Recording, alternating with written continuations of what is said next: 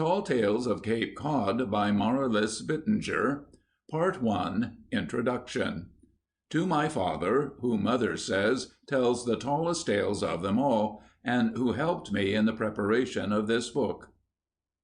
There is not a part of the United States that does not have its share of fascinating folklore. From the coast of California and its legends of gold to the hardy New England shores, rich with its stories of shrewd Yankee peddlers, personalities, and fables, march back from the past and implant themselves into the region as firmly and lastingly as the giant redwoods of California or the huge elm arches of Yarmouth on Cape Cod. An integral part of sectionalized history, American folklore holds its own as a meter by which we may judge and understand those hardy men and women who took the New World in their hands and molded its character for the generations to come. The title of this volume is perhaps misleading. Tall Tales of Cape Cod they are, yes, but in a broader sense that are the feel and the basis of a way of life. These fables and superstitions, personalities and adventures cannot be labeled merely tall tales, for they were such an important part of life on Cape Cod that to think of the narrow land without them would be impossible. The stories I have presented here are, in a sense, true. Some of them are original, that is, products of my own imagination, fired by the Cape and its history. Others are as old as the Cape itself, and have been repeated time and again. Still others have been gleaned from conversation with Cape Cod folk, and from the invaluable old books which I have been fortunate enough to have made available to me. It would be impossible for me to state the credulity of the tales found in this volume. That is a matter entirely for the reader to decide. But this is Cape Cod, with its adventure and romance, mystery and humor, and I hope that the reader will find in them the true feel of a land that is incomparable in history, salty humor, and rock-bound tradition. Marlis Bittinger, Plymouth, Massachusetts, April 1, 1948. End of introduction. Part 2. No kissing on Sunday. It isn't unusual during the light-hearted days of spring, or during any season for that matter, to see a boy or girl exchange a kiss. But back in the days when a kiss between any but married couples was a gross impropriety, any demonstration of affection on the Sabbath was against the law, even between married couples. There is no attempt to claim here that this law was never broken, but woe unto those hapless couples who were found out.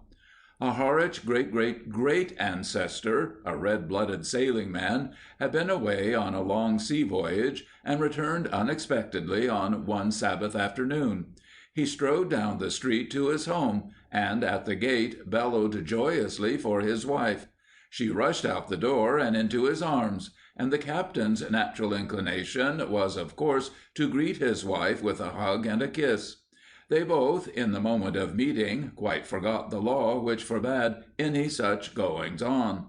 A prying neighbor, a frustrated old maid, no doubt, reported the incident to the authorities, with the result that the affectionate captain was clapped into the stocks for 2 days to repent. Not less than a month after this romance-thwarting incident, another couple was hauled into court. It would seem from this story that it was not God-fearing folk who gathered garden fresh peas on the Sabbath. The husband had returned from the sea Sunday morning, and his loving wife, knowing that fresh peas were his favorite vegetable, had gone into her garden and gathered an apronful for dinner.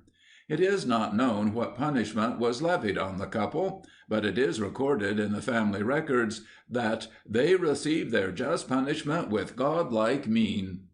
The Cape Cod Gold Rush. The lights in the cell block of the Charleston State Prison shone forth in musty yellow streaks one midsummer night in 1849. It was the hour when the prisoners were left to their own devices within their tiny cells before the final night lockup. The final lockup bell clanged through the stone prison, the main lever was thrown, and the block was dark save for 2 lanterns at the end of the long corridor. The men settled down to sleep. But in the corner cell of Section 3, second floor, there was no thought of sleep. The occupant of this cell was William Phelps, sentenced to a long term after confessing to a startling $50,000 bank robbery at Wheeling. The loot had never been found, and it had taken authorities a long time to catch up with Phelps. But it was not thoughts of reclaiming the fortune upon being released from prison that kept Phelps awake this night.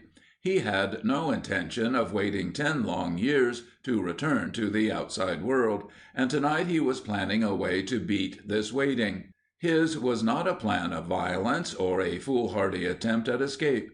Phelps was not unintelligent, and although he had little formal education, he was nevertheless known to be shrewd, cagey, and quick-witted. Phelps waited until the prison was completely quiet and he could hear only the steady breathing from the cell next to his, and an occasional murmur from the lips of some uneasy sleeper. Then he sprang into action. He took his tin drinking cup in his hand and rattled it across the bars of his cell, hollering loudly for the guard. The lights in the corridor lit up, and the guards came running down to his cell, where Phelps demanded to see the warden, saying that he wished to tell of the whereabouts of the $50,000. When the warden stumbled, sleepy and red-eyed, from his room, his annoyance about being awakened was amazingly short-lived when he learned the reason. It was decided that the search for the loot was to start early the next morning. Phelps had promised, under guarantee of a lightened sentence, to lead the warden and his assistants to the very spot in which he had hidden the $50,000. The buried treasure, said Phelps, was at Cotuit on Cape Cod. There were 2 men that did not sleep in the prison that night, for their heads were whirling with plans. These men were Warden Robinson and prisoner Phelps. A golden cloud of money and freedom from the job of warden filled the mind of Warden Robinson, for his share of the reward promised for the return of the money would make it possible for him to retire and live pretty much as he chose. For Phelps, the golden cloud meant only one thing, freedom, and already his mercurial thoughts were sliding from one fabulous plan to another, plans that could only be fulfilled by this freedom. At 5 o'clock the next morning, Phelps, Warden Robinson, and the sheriff started out for Cape Cod and the $50,000. Phelps, after the trio had arrived at Cotuit and the general vicinity of the buried loot, pulled out a map, which he had carefully prepared the night before, and studied it intently. Elaborate steps were taken to follow the map to the letter. Warden Robinson's hands shook as he held the map in his hands, and even the calm Phelps seemed ruffled and excited. The exact spot was finally found, and the digging began, digging that went on and on for what seemed like endless hours. It grew darker as evening began to turn into night, when Phelps sprang to his feet and shouted, "We're almost there!" Shovels tossed dirt furiously, and the exhilarated sheriff leaped into the hole for a closer look. The warden's face, illuminated by the lantern which he held, was a mask of suppressed desire, and his eyes were holes of excitement and longing. He had no thought of anything but the money which lay so close within his grasp. But it was at this moment that Phelps, forgotten both by the warden and the sheriff in this instant of near wealth, put his ingenious plan into culminating action. As the warden leaned still closer into the hole where the sheriff was still frantically digging, Phelps lifted his foot and booted the gullible warden into the hole on top of the sheriff. In the confusion that inevitably followed, Phelps made a successful dash for freedom, and later made his way to the true spot where the $50,000 was hidden. How Scargo Lake got its name. The handsome, stalwart, young brave runner from a distant tribe looked just once at the proud and fiery Princess Scargo, beautiful daughter of Sajum, chief of the Bobusay tribe, that once dwelt on the shores of Dennis, and lost his heart to her. and the princess, who had given her heart to no man before, fell madly in love. As token of his love and devotion, the young brave presented his beloved with a beautifully carved, hollowed-out pumpkin, filled with water, in which were swimming 4 small silvery fish.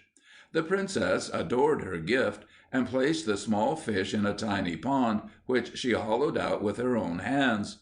The beautiful Indian maiden spent long hours by her pond, for her lover had promised to return to her before the fish had grown to maturity. And so, every day, she watched the growth of her fish, for each change in size brought her closer to the young brave to whom she had pledged her love. But the summer was a long and dry one, and when Princess Scargo went to her pond one morning, she found it dry, and 3 of her beloved fish dead. The princess was mad with grief. She wept and wailed, and the tears of grief kept alive the one remaining fish, which she placed once more in the pumpkin. Her indulgent father immediately called an important powwow. It was decided that a lake should be dug especially for Princess Scargo's fish. The strongest and most skillful brave shot an arrow in 4 directions. Each time an arrow fell, it marked a boundary of the lake. The work of digging the lake basin went on steadily. When autumn's bright hues painted the countryside, and the fall rains came, the lake bed filled deep and clear. Princess Scargo placed her fish in the man-made lake, and prepared to wait once more for her lover. He came as he had promised, and after their marriage they lived in their lodges on the shores of Scargo Lake, where the descendants of the silvery fish, token of an Indian love, still swim.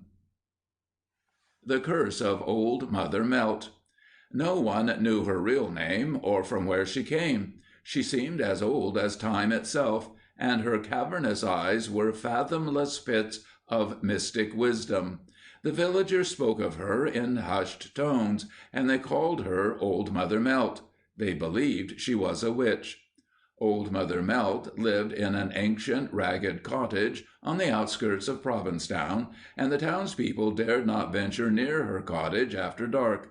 Many a youth, returning from an evening of courting in a neighboring town, and forced to pass by the cottage of Old Mother Melt on his way home, was scared out of his breeches by the strange noises and eerie lights that came from the windows. This fear came from years of inbred superstition and ignorance, for Mother Melt had never done any harm that could be proven. Nevertheless, she remained an avoided, fearsome character. Whenever disaster, illness, or calamity befell someone in the village, there were many who murmured ominously about one of Mother Melt's curses, and the threat of that Old Mother Melt will get you disciplined many an obstreperous child. Whenever Mother Melt made one of her infrequent trips to the village for a few meager staples, those on the streets slid quickly into doorways and shops, children scampered to their calling mothers, and all peered suspiciously at the grotesque old figure of Mother Melt as she picked her way slowly through the narrow streets. The days of Old Mother Melt were the great days of fishing in Provincetown, and there was not a seaman in the village who would go near her cottage the week before he was to sail. But there was one whaling man, Captain Samuel Collins, who scoffed at any mention of such things as witchcraft and curses, and it was to this man that Mother Melt spoke one day. Her request was a simple one. She knew that Captain Collins was to leave shortly for a long whaling trip, and she asked that he take her son, a strong, intelligent lad of about 15, with him on his trip as cabin boy and apprentice.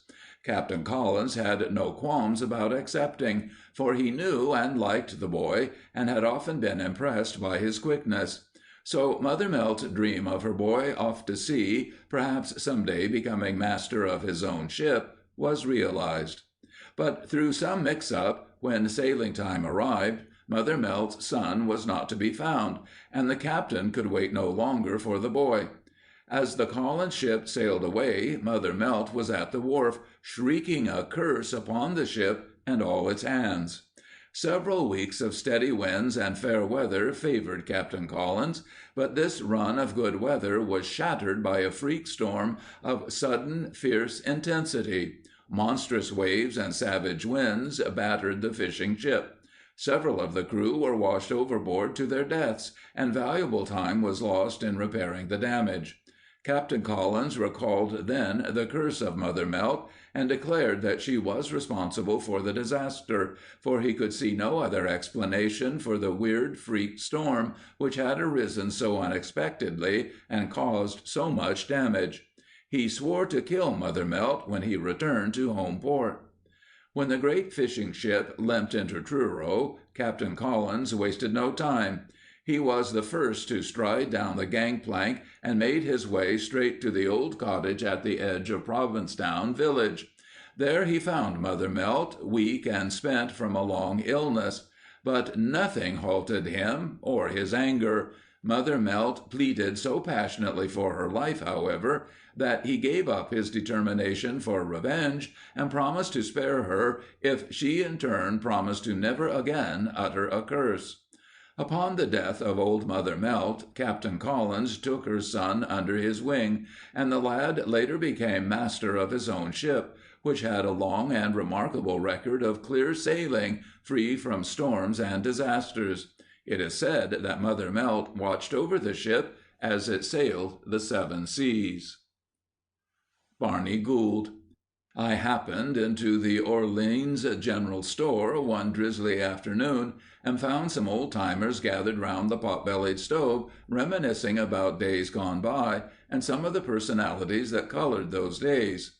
Perhaps the old cracker barrel, the wonderful mixed smell of molasses and spices, and the kerosene lanterns were missing, but in the midst of modern conveniences of a modern store, I traveled back into the past as I listened to the talk that flowed around the circle by the stove.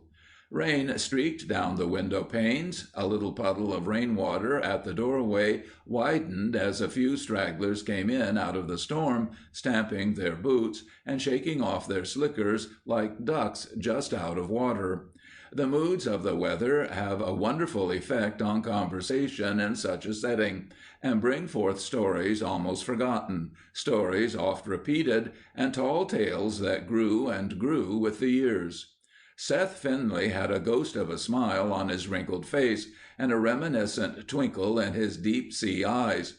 I heard him chuckle deep down inside and felt somehow that a good yarn or two was forthcoming. Seth caught me looking at him and chuckled again. "S'pose you're wondering what I'm looking so pleased about, don't you? Well, I'll tell you. All these stories about what you off-capers would call characters brings to mind old Barney Gould. I ain't saying all the stories you hear about him air true, but he was quite a feller. A mite bit teshed, maybe, but harmless. One thing he was most dead about, and that was using trains or anything else besides the two legs that God gave him.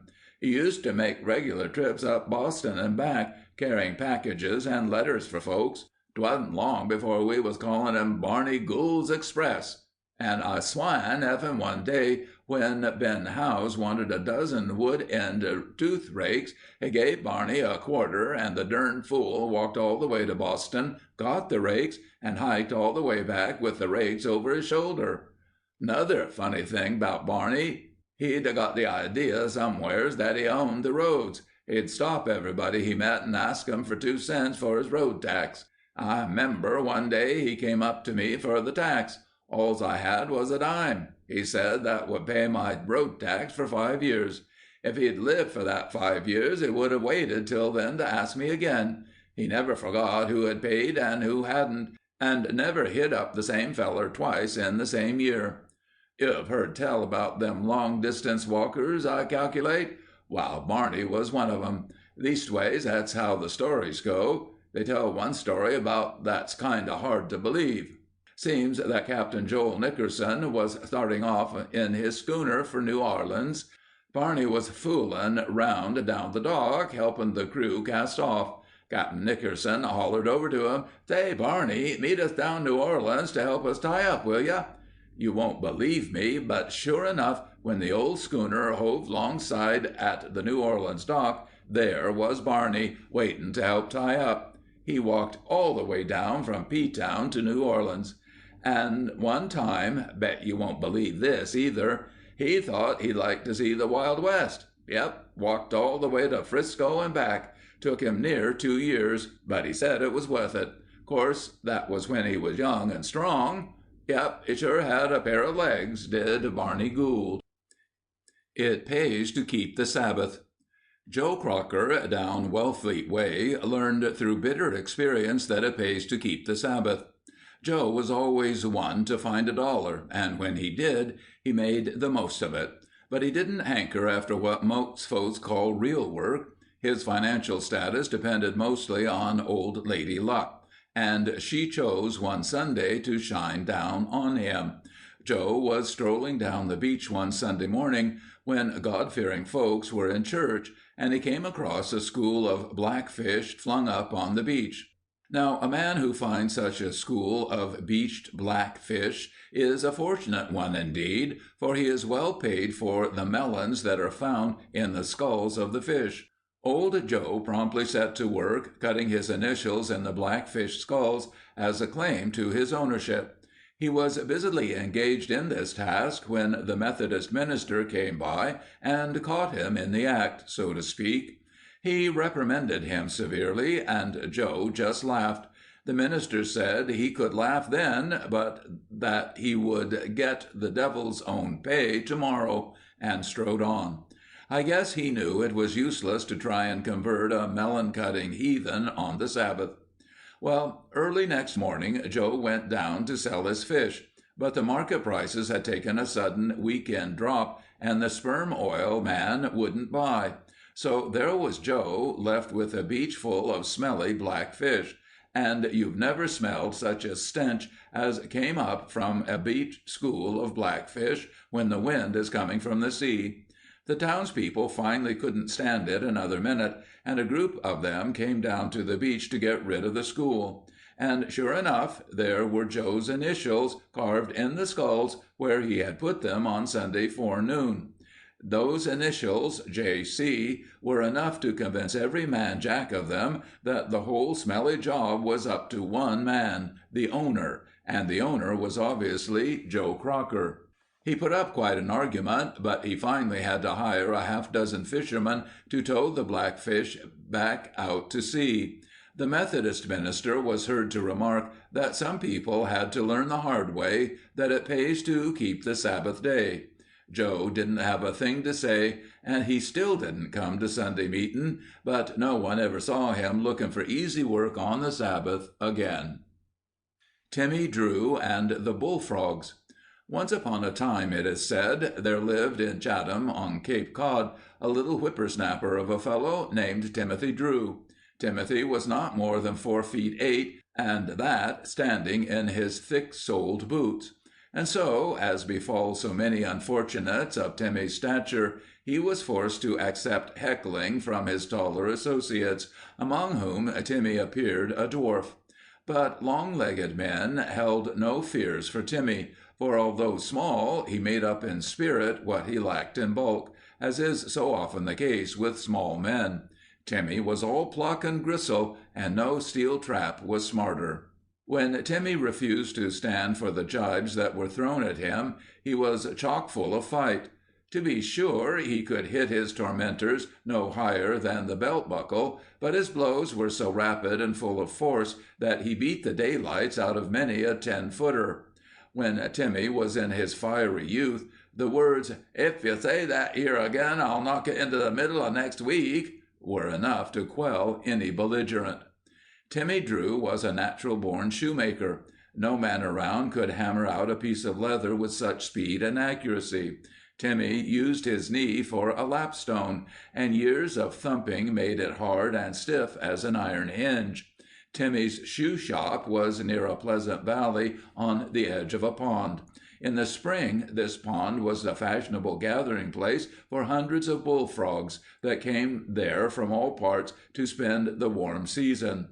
Several of these bullfrogs were of extraordinary size, and as they became used to Timmy, who spent some time down near the pond's edge feeding them, they would draw near to his shop, raise their heads, and swell out their throats like balloons until the area vibrated with their basso music. Timmy, keeping busily at his work, to the accompaniment of this bullfrog male chorus, beat time for them with his tooling hammer, and in this manner the hours passed away as pleasantly as the day is long. Now, Timmy was not one of those shoemakers who stick eternally to their bench like a ball of wax. In fact, Timmy made a habit of carrying his work to his customer's house, partly for assurance of perfect fit, and partly for company. Then, too, he always stopped at the tavern on his way home from work for sociability and to inquire about the day's news. It was here, especially, that Timmy found his size unfortunate, for here gathered all the jokers and wags of the neighborhood, as well as the notoriously teasing and practical joking peddlers.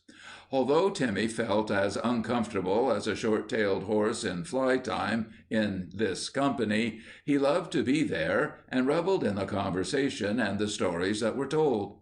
Unfortunately for Timmy, however, the peddlers took the keenest delight in imposing on his credulity as well as on his stature. They always seemed to have the most amazing conglomeration of tall stories at hand, but also seemed to have even more amazing ones when the gullible Timmy was present. They had learned long before that Timmy was not to be toyed with about his height, but still retained their practice of goading him on to believe their incredibly tall tales. And there was no one who can describe an incredible fact with more plausibility than a peddler. His profession alone had taught him to maintain an iron gravity when selling his wares, which, with very few exceptions, could certainly not sell themselves. Thus their tales, sufficient in themselves to embarrass any other narrator, carried great conviction. But there was a joke which the peddlers played on Timmy that carried itself out far beyond any and all expectations. Many and diverse were the pranks played on Timmy the Gullible, but never before one with such repercussions as this one, which from the start seemed made to order for him.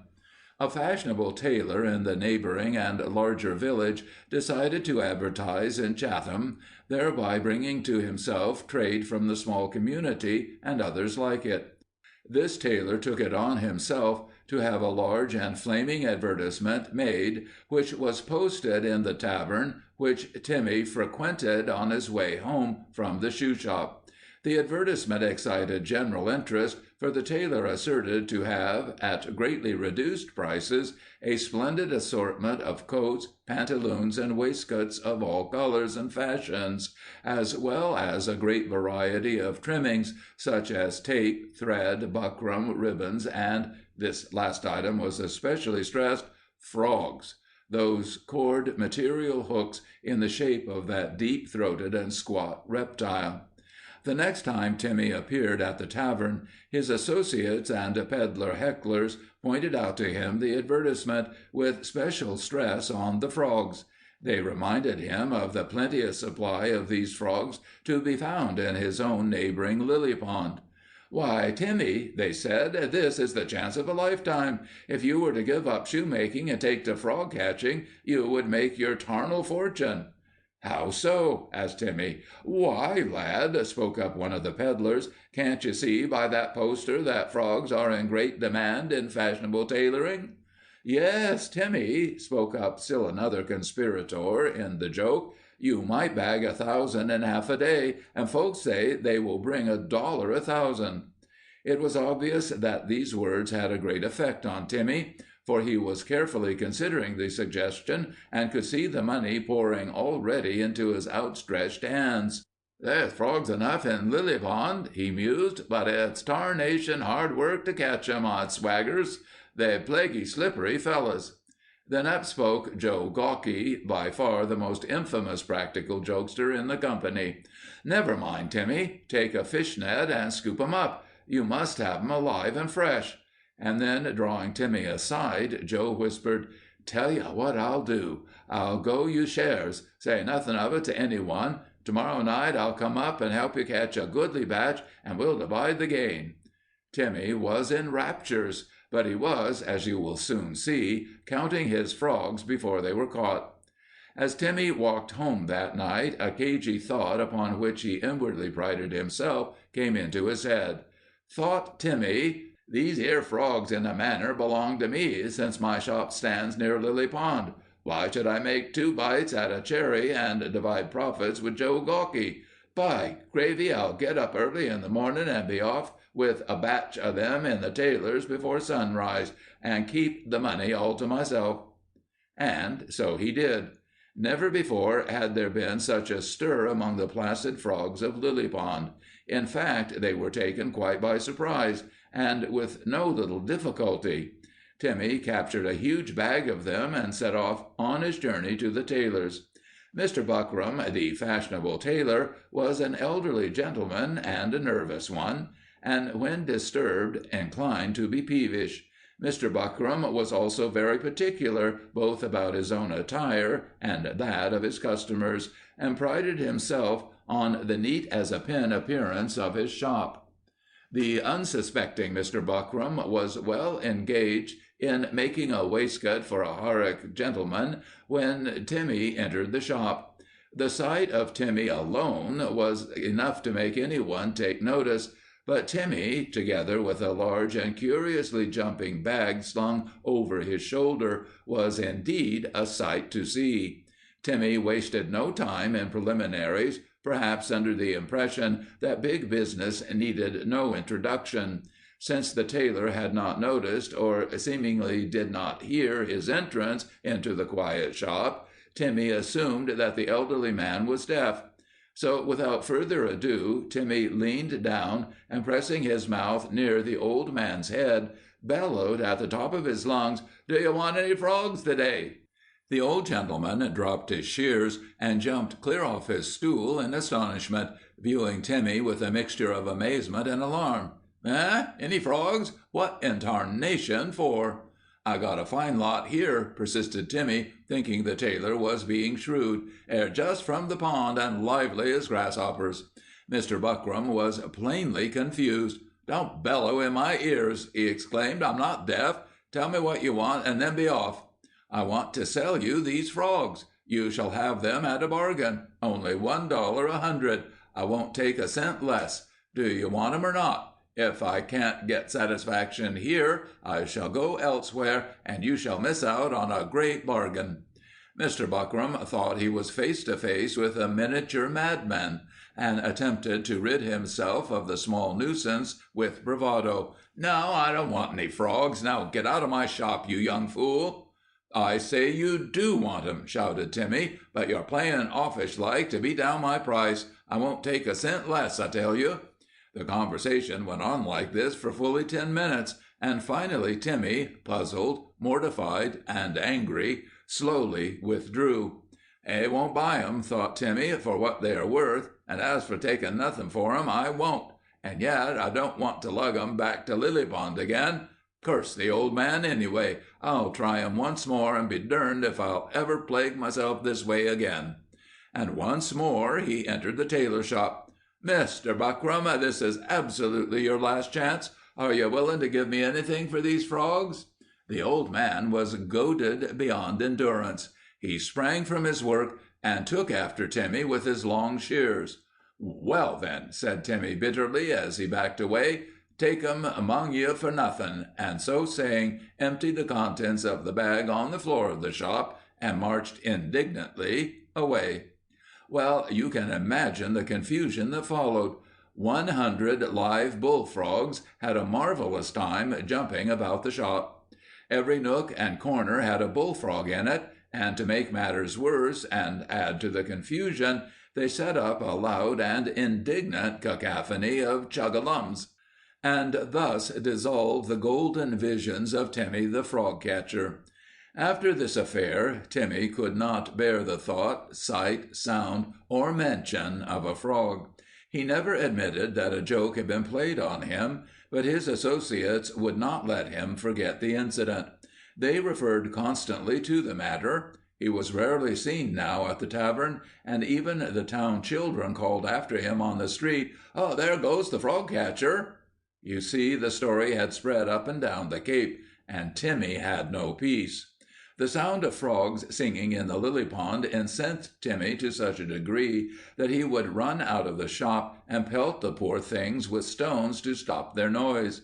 It seemed after a while that their song, which he heard both day and night, had definite words in it, and contained his own name. On one night in particular, Timmy was awakened from sound sleep by a tremendous bellowing directly under his window. It seemed as if all the frogs in the world were clearing their throats for a mass chuggalum.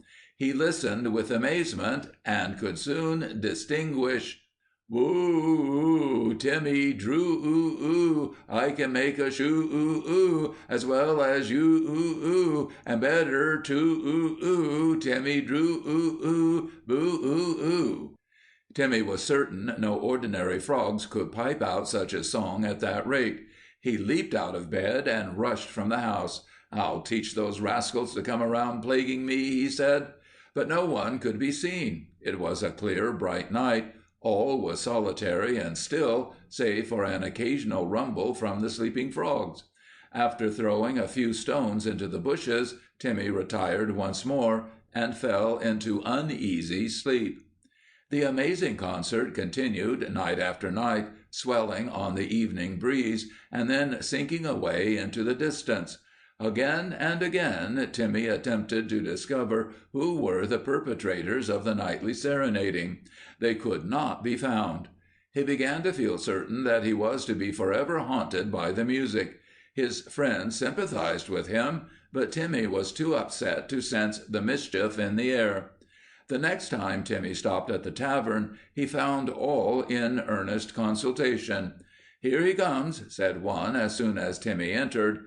"Have you heard the news?" inquired the tavern keeper. "No," said Timmy with a groan.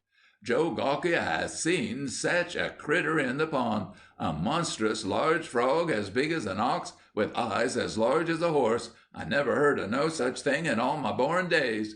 "Nor I," said Sam Greening. "Nor I," said Josh Whiting. "Nor I," said Tom Bisbee.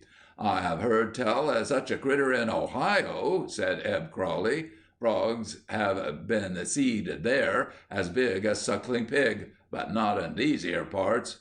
"Mrs. Timmings," said Sam Greening, "feels quite melancholy about it. She guesses as how it's a sign of some terrible thing that's going to happen." "I was fishing for pickerels," said Joe Gawky, who, by the way, was a tall, spindly-shanked fellow, with a white head, and who stooped in the chest like a crook-necked squash.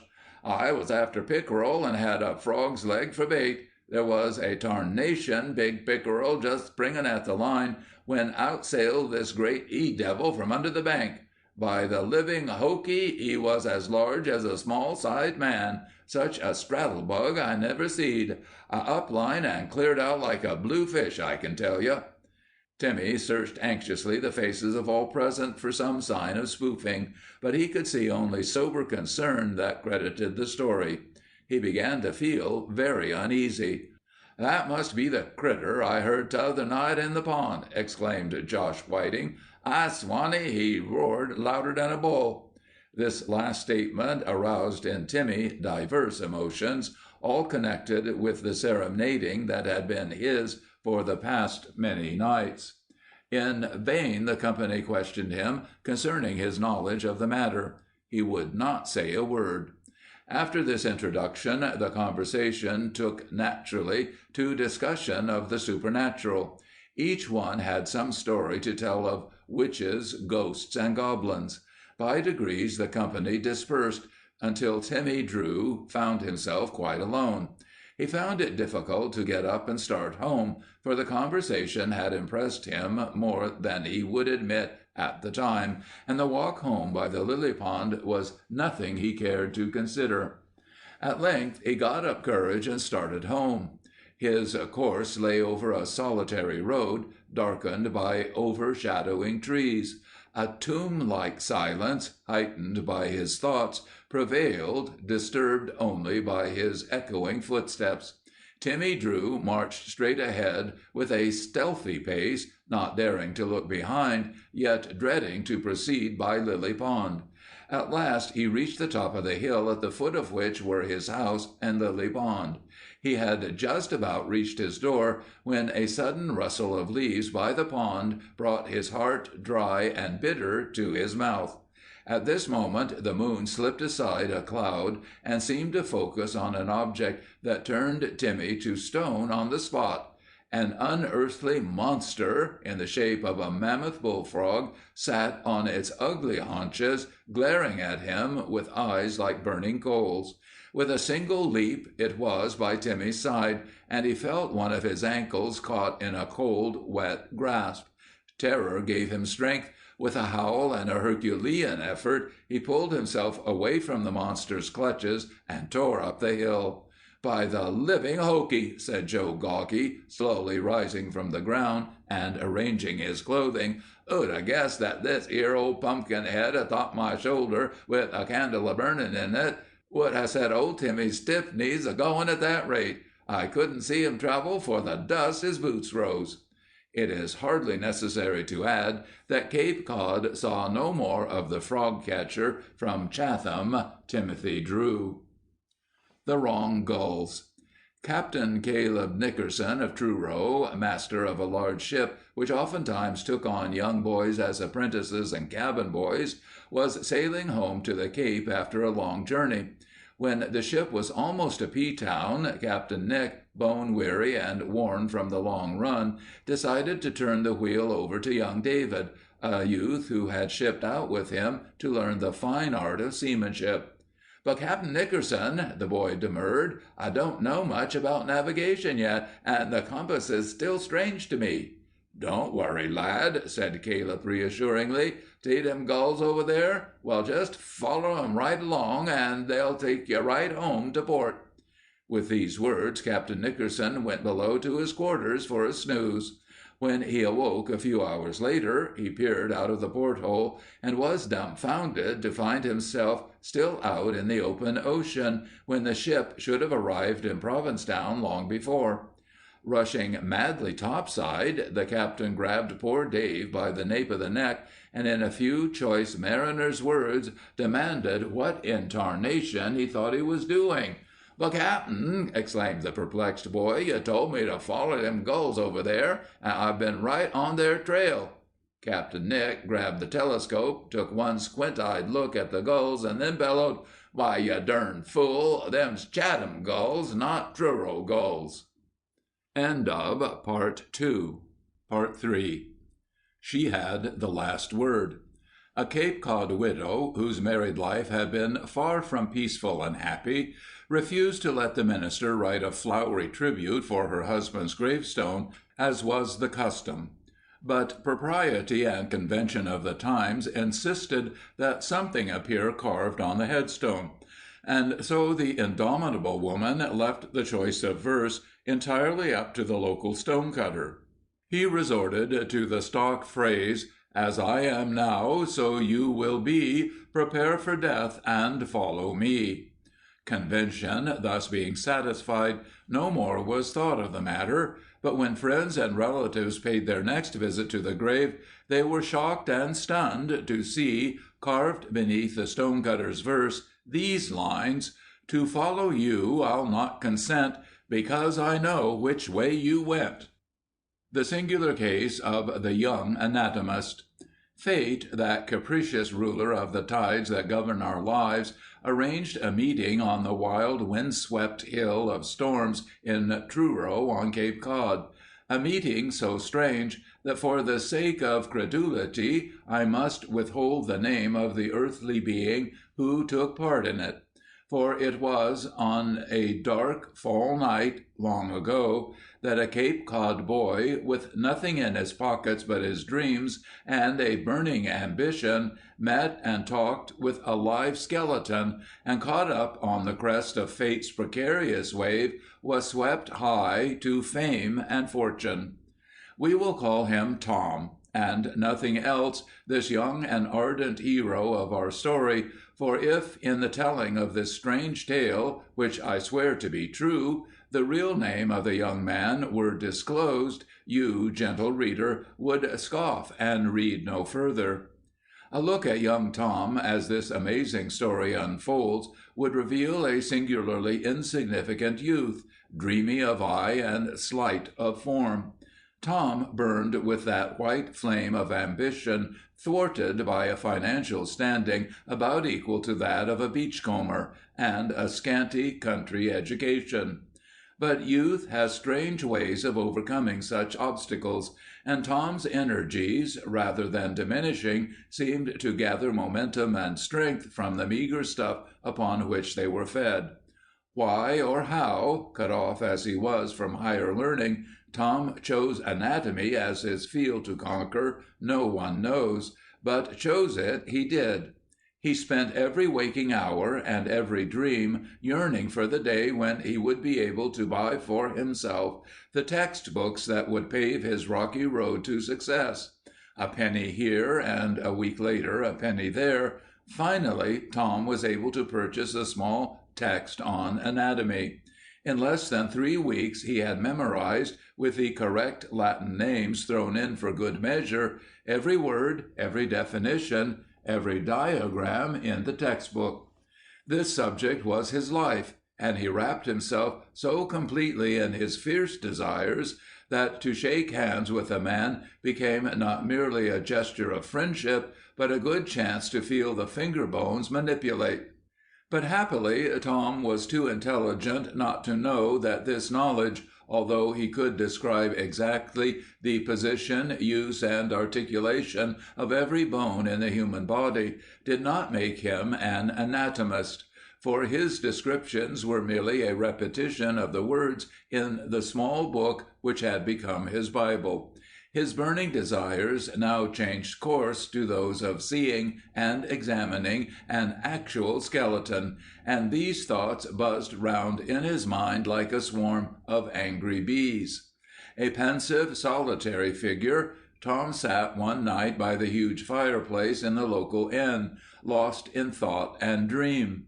The flames in the fire before him took the shape of grinning, cavorting skeletons. He was so absorbed in his dream world that the noisy animation and conversation about him pricked his consciousness no harder than a fly on an elephant's hide. The men were talking, as they had for weeks, about old Cyrus Goodstone, a man always thought of as rich, but who had died without a trace of money to be found anywhere, much to the distress of his creditors. But when, during one of those violent and sudden early spring rain storms, the door of the inn flew open, and a hooded and cloaked stranger strode into the room, even Tom took notice. For the stranger stood before the fire, his back to the company, and neither spoke nor turned when greeted. The storm stopped as suddenly as it had started, and when the moonlight shone once more through the window, the stranger heeled about, gathered his voluminous cloak more closely about him, and left. An eeler, sitting near Tom, spoke up. "That be a queer chap. I'm a-going to see what he's about." And with these words he, too, left the inn. Less than 5 minutes later he returned, white as a flounder's belly. He made a bee-line for the table and gulped down a glass of rum. Then, gasping, partly from fright and partly from the raw drink of rum, he spoke. "Dickens, old chap just gone out. Got no proper face, like only a death's head. Looked me square in the face in the moonlight he did, and I can tell 'ee I waited to see no more." At this startling tale, Tom sprang from his lethargy like a man possessed, and clutching the terrified eeler by the coat lapels, he yelled, "You mean he was a skeleton?" When the answer was a startled "Yes," Tom shouted, "Which way did he go?" "Why, down towards the graveyard, sure," said the eeler, but Tom was out of the door before the words had barely tickled the lips of the eeler. No thought that the eeler might have been seeing things entered Tom's mind, and he tore down the road toward the graveyard on Truro's Hill of Storms. The night wind, the scudding clouds that made the night a night of shadows, the bony-fingered branches that picked at his face as he ran through the shortcut in the woods, of these things Tom was unaware. For on the Hill of Storms, midst gravestones battered by sea winds and spray, was his heart's desire. Tom stood at the top of the hill, bracing himself against the sea wind. His heart thudded against his ribs like the heavy breakers that boomed against the rocks below.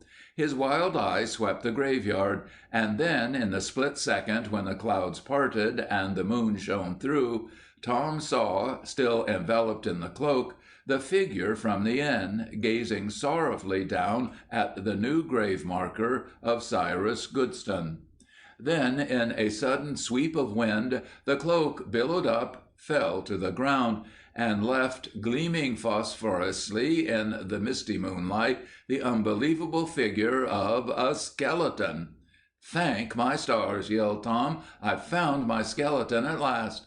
"Young man," said the skeleton in a hollow voice, clacking his hideous hinged jaws, "attend." "How beautifully," cried Tom, ignoring the command, "can I see the play of the lower maxillary!" "Attend, I say," repeated the skeleton in a still more frightening voice, and then, turning, "Rash boy, what are you about?" exclaimed the bony apparition. The fact is, our enthralled hero was busily running his fingers up and down the vertebra of the skeleton, counting them to see if they corresponded with the number given in his book, and muttering gleefully, "7 cervical, 12 dorsal, just right." The skeleton, angered and shocked speechless, raised his arm and shook his fist at the absorbed Tom, who, with his eyes fixed on the bony elbow, merely shouted joyfully, "The gingeloid movement is perfect!" The skeleton was plainly confused. Never before had he, accustomed to scaring the wits out of people, encountered any such attitude as this, for Tom stood before him completely unafraid. He was amazed at the scientific stand taken by our young anatomist. As a matter of fact, the skeleton began to feel a little wary himself, and moved away from Tom, darting in and out from behind the gravestones in an effort to get away. But Tom was not to be put off at this late date, and overtaking the skeleton, grabbed on and held for all he was worth. The ensuing conversation, however, was friendly, and the skeleton exclaimed that he was old Cyrus Goodstone himself. He had, he said, buried his money underground, and could not rest in peace until he had dug it up and paid off his creditors. This he asked Tom to do. Tom consented, upon one condition, which he laid in a very businesslike manner before the skeleton. "It will be some trouble," he said, "and the affair is none of mine. But look ye, I'm willing to comply with your request, if, as a reward, you will allow me to come here and study you every night for the next month. You may then retire to rest for as long a time as you please." "Agreed," cried the skeleton, and, recovering from his original alarm, shook hands with the exultant Tom to seal this strange bargain. Tom found the money, just as the skeleton had said, distributed it among the amazed creditors of Cyrus Goodstone, and passed every night for the next month in the graveyard on the Hill of Storms. There, amidst the gravestones, he studied his accommodating skeleton, who, as it turned out, was a congenial and humorous fellow. The skeleton tirelessly moved into any position or pose Tom requested, giving the young anatomist an opportunity no other had ever or will ever have, that of watching the actual bone movement of a live skeleton. By the end of the month, Tom and his skeleton were warm friends, for they had discussed many things, and had played cribbage by the grave of Cyrus Goodstone, upon many occasions when the night's posing was done. They parted with regrets, and the skeleton wished Tom success and happiness in his career. Tom completely retained in his mind all he had observed in his amazing month's study, and by that knowledge laid the foundation of a profound anatomical science by which he was afterwards to become famous. It is needless to state that the above is the early history of an obscure Cape Cod boy with a dream who became a famous anatomist, and that any and all other accounts are baseless fabrications. The Moon-Cussers of Cape Cod. Remaining only in tradition as some of the most colorful characters in the unending novel of Cape Cod are the swashbuckling domestic pirates known politely as salvagers, romantically as moon-cussers, and more authentically as bandits. Fables and traditions say that a band of these men anciently infested the shores of Cape Cod. But they were not merely plunderers who swept down on unsuspecting victims. Their business was a serious, planned, and profitable one, flavored with a touch of the wildly romantic stuff of which pirate stories are made. Theirs was a dangerous game, and they played it well. The whole band of them were mounted on horses when they began their nightly adventures. Up and down the beaches they rode, armed with large lanterns which they placed at strategically dangerous points along the shores. These decoy lanterns led ships astray on treacherous sandbars and shoals. This completed, they plundered them of everything, leaving the ships stripped and gutted. A group of the Moon-Cussers would divide, two of them tramping the beach in one direction, two in the other, a shingle held up to protect their eyes from the flying sand, and straining to pierce the darkness for a light from a ship in distress or for a glimpse of a hull on the bars offshore. Perhaps the first sign would be a spar flung up by the wild surf, the tattered remnants of a sail, or the still and battered form of a dead sailor. It is easy to see the origin of the word moon-cusser, for moonlit nights held no profit for these men, and the beauty of moonlight on still ocean was cursed and not admired. The nights of the Moon-Cussers were the nights of howling winds, thundering surf, and a wild and turbulent sea, for those were the nights when the work of the Moon-Cussers were the most profitable. It was a wild setting for a wild play. But the advent of the huge lighthouse, put up after much opposition, especially from the men of Eastham, put an end to moon-cussing, for the great white eye of the light beacon could pierce the darkness of a night even brighter than the hated full moon. How the Fogs Came to the Cape. For many, many moons, the great tribe of the Massachusetts had lived in peace in their lodges near the clear blue waters of Camaquid. It was a noble tribe, renowned for its beautiful young maidens, its fearless braves, and especially for its great war sachem, the giant Manshope. But the heartbreaking mourning of the death dirge had many times wailed through the camp, for the Massachusetts had a foe far more terrible than any fierce enemy tribe. Twice each year since the beginning of time, once in the moon of bright nights, and again in the moon of falling leaves, the great devil bird from over the southern sea spread wide his smothering wings and swept down on the tribe, capturing in his terrible talons the little papooses and even some of the youngest braves who had just learned the art of the tomahawk. With a laughing shriek, he bore them away to his secret lair in the region of the south wind, where no man had ever ventured. They were never seen again. On the eve of a triumphant victory over the Nausets, great war sachem Manshope returned, leading his braves in the ritual chant dance of victory. But the battle cry was mingled with the wail of the death dirge, floating up towards the braves from the camp, and echoing sorrowfully through the stillness of the summer evening. The giant Manshope found his faithful squaw, with face gashed and breast torn, the ashes heaped on her head, mingling with tears of anguish, For the great devil bird had carried away her firstborn, a strong young brave of just 16 summers. The devil bird had carried him off to the unknown place before the sun had dropped from the edge of the world. A fierce cry, filled with all the venom and hate and sorrow of many moons and many deaths, tore from the throat of Manshope. His people trembled with fear and pride as they watched him stand there, his face aglow with the call of battle, his eyes savage with hate and revenge, for they knew that their great leader would leave for the unknown place, stalking the great devil bird.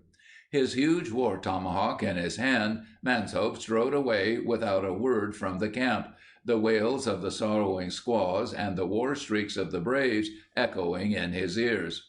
The war drums beat their relentless rhythm of death for the devil bird. With giant strides that took him across the breadth of the Cape, Manshope plunged thigh deep through the deepest streams, pushed trees aside in forests he had no time to skirt, and came at length to the low, treacherous swamplands that lay at the edge of the southern sea, the last barrier to the unknown place. In the misty half-light, Manshope saw, far in the distance, the great devil bird, its human prey in its talons, winging its way swiftly towards its lair. Many wondered, but none knew what lay in the unknown place across the southern sea, for no man had dared cross the churning waters to that island lair of the devil bird. But the Sachem's eyes saw the turbulent waters not as danger, but as a bloody challenge. The giant Manshope called out to the Great Spirit to give him the strength and cunning to follow the devil bird to his hiding place and slay him there. Then he strode boldly forth into the deep, treacherous waters. Guided only by the stars, he came at length to the strange and feared unknown place, now Martha's Vineyard. From the western end of the island he saw majestically sheer cliffs, which rose straight from the sea. At the narrowest end of the land he saw something which made his heart sink, and his blood run cold in his veins, for there was a giant oak, its twisted, exposed roots strewn with the white, bleached bones of Indian children captured by the devil bird for countless years. The giant Manshope crept noiselessly towards the death tree. Under the enveloping shadows of its great branches, he looked up and saw the dim silhouette of the devil bird sleeping in the uttermost branches.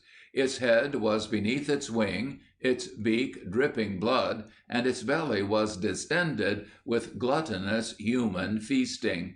Manshope glanced at the stone tomahawk in his hand and saw it gleam in the half-light. He fastened it to his belt and then swung himself soundlessly up through the branches towards the sleeping devil bird. At last he reached his goal at the top of the death tree, so close to the bird that the night breeze ruffled its feathers across Manshope's cheek. There he paused, gazing down at the bird, hate in his eyes, his heart beating wildly with the excitement of near victory and revenge. He raised his weapon high over his head and brought it down with a crushing thud on the neck of the devil bird. The great evil one fell to earth, never to rise again.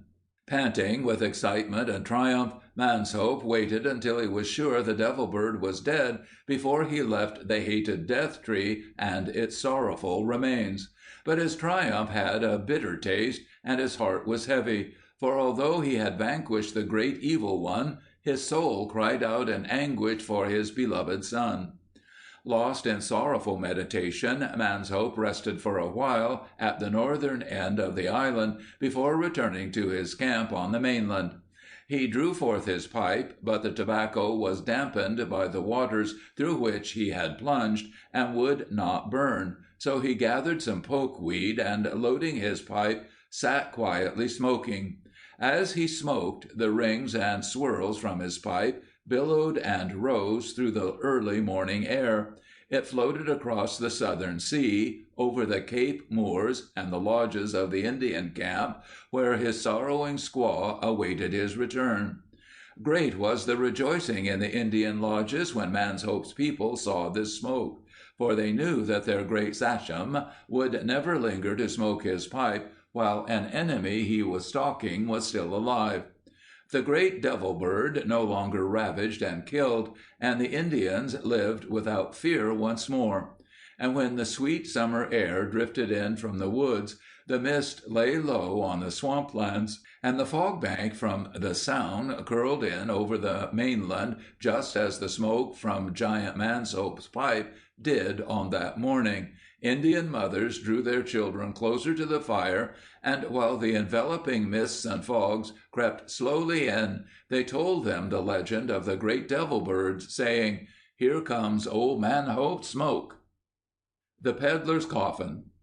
The winter nights are long on Cape Cod. When the lonely winds howled round the house, and the naked branches tap-tapped against the window pane, friends and neighbors gathered in the big, warm kitchen of the old Nickerson farmhouse down Rock Harbor Road in Orleans for an evening of storytelling and popcorn or apple roasting. Jonathan Snow, 12 years old, full of imagination and very impressionable, loved these story evenings. Jonathan would curl up in his favorite niche between the fireplace and the window, and there, munching on apples, would listen pop-eyed to the spooky stories. Here he was close enough to the bright, friendly fireplace to feel secure, but also close enough to the dark eye of the window and the wild, windy night to feel a delicious tingle of fear run up and down his spine. One bleak and howling February night, when the stories had been especially hair-raising, a lull in the conversation and a few yawns proclaimed that it was time for all to depart for their respective homes. Jonathan knew he should leave, but he felt chained to the fireside. He couldn't stay, was too proud to voice his fears, and yet shuddered at the thought of leaving this warm kitchen for the dark and lonely walk home. But boy's pride won. Jonathan buttoned up his greatcoat, pulled his wool cap down over his ears, and bidding the Nickersons a brave but reluctant good night, set off for home.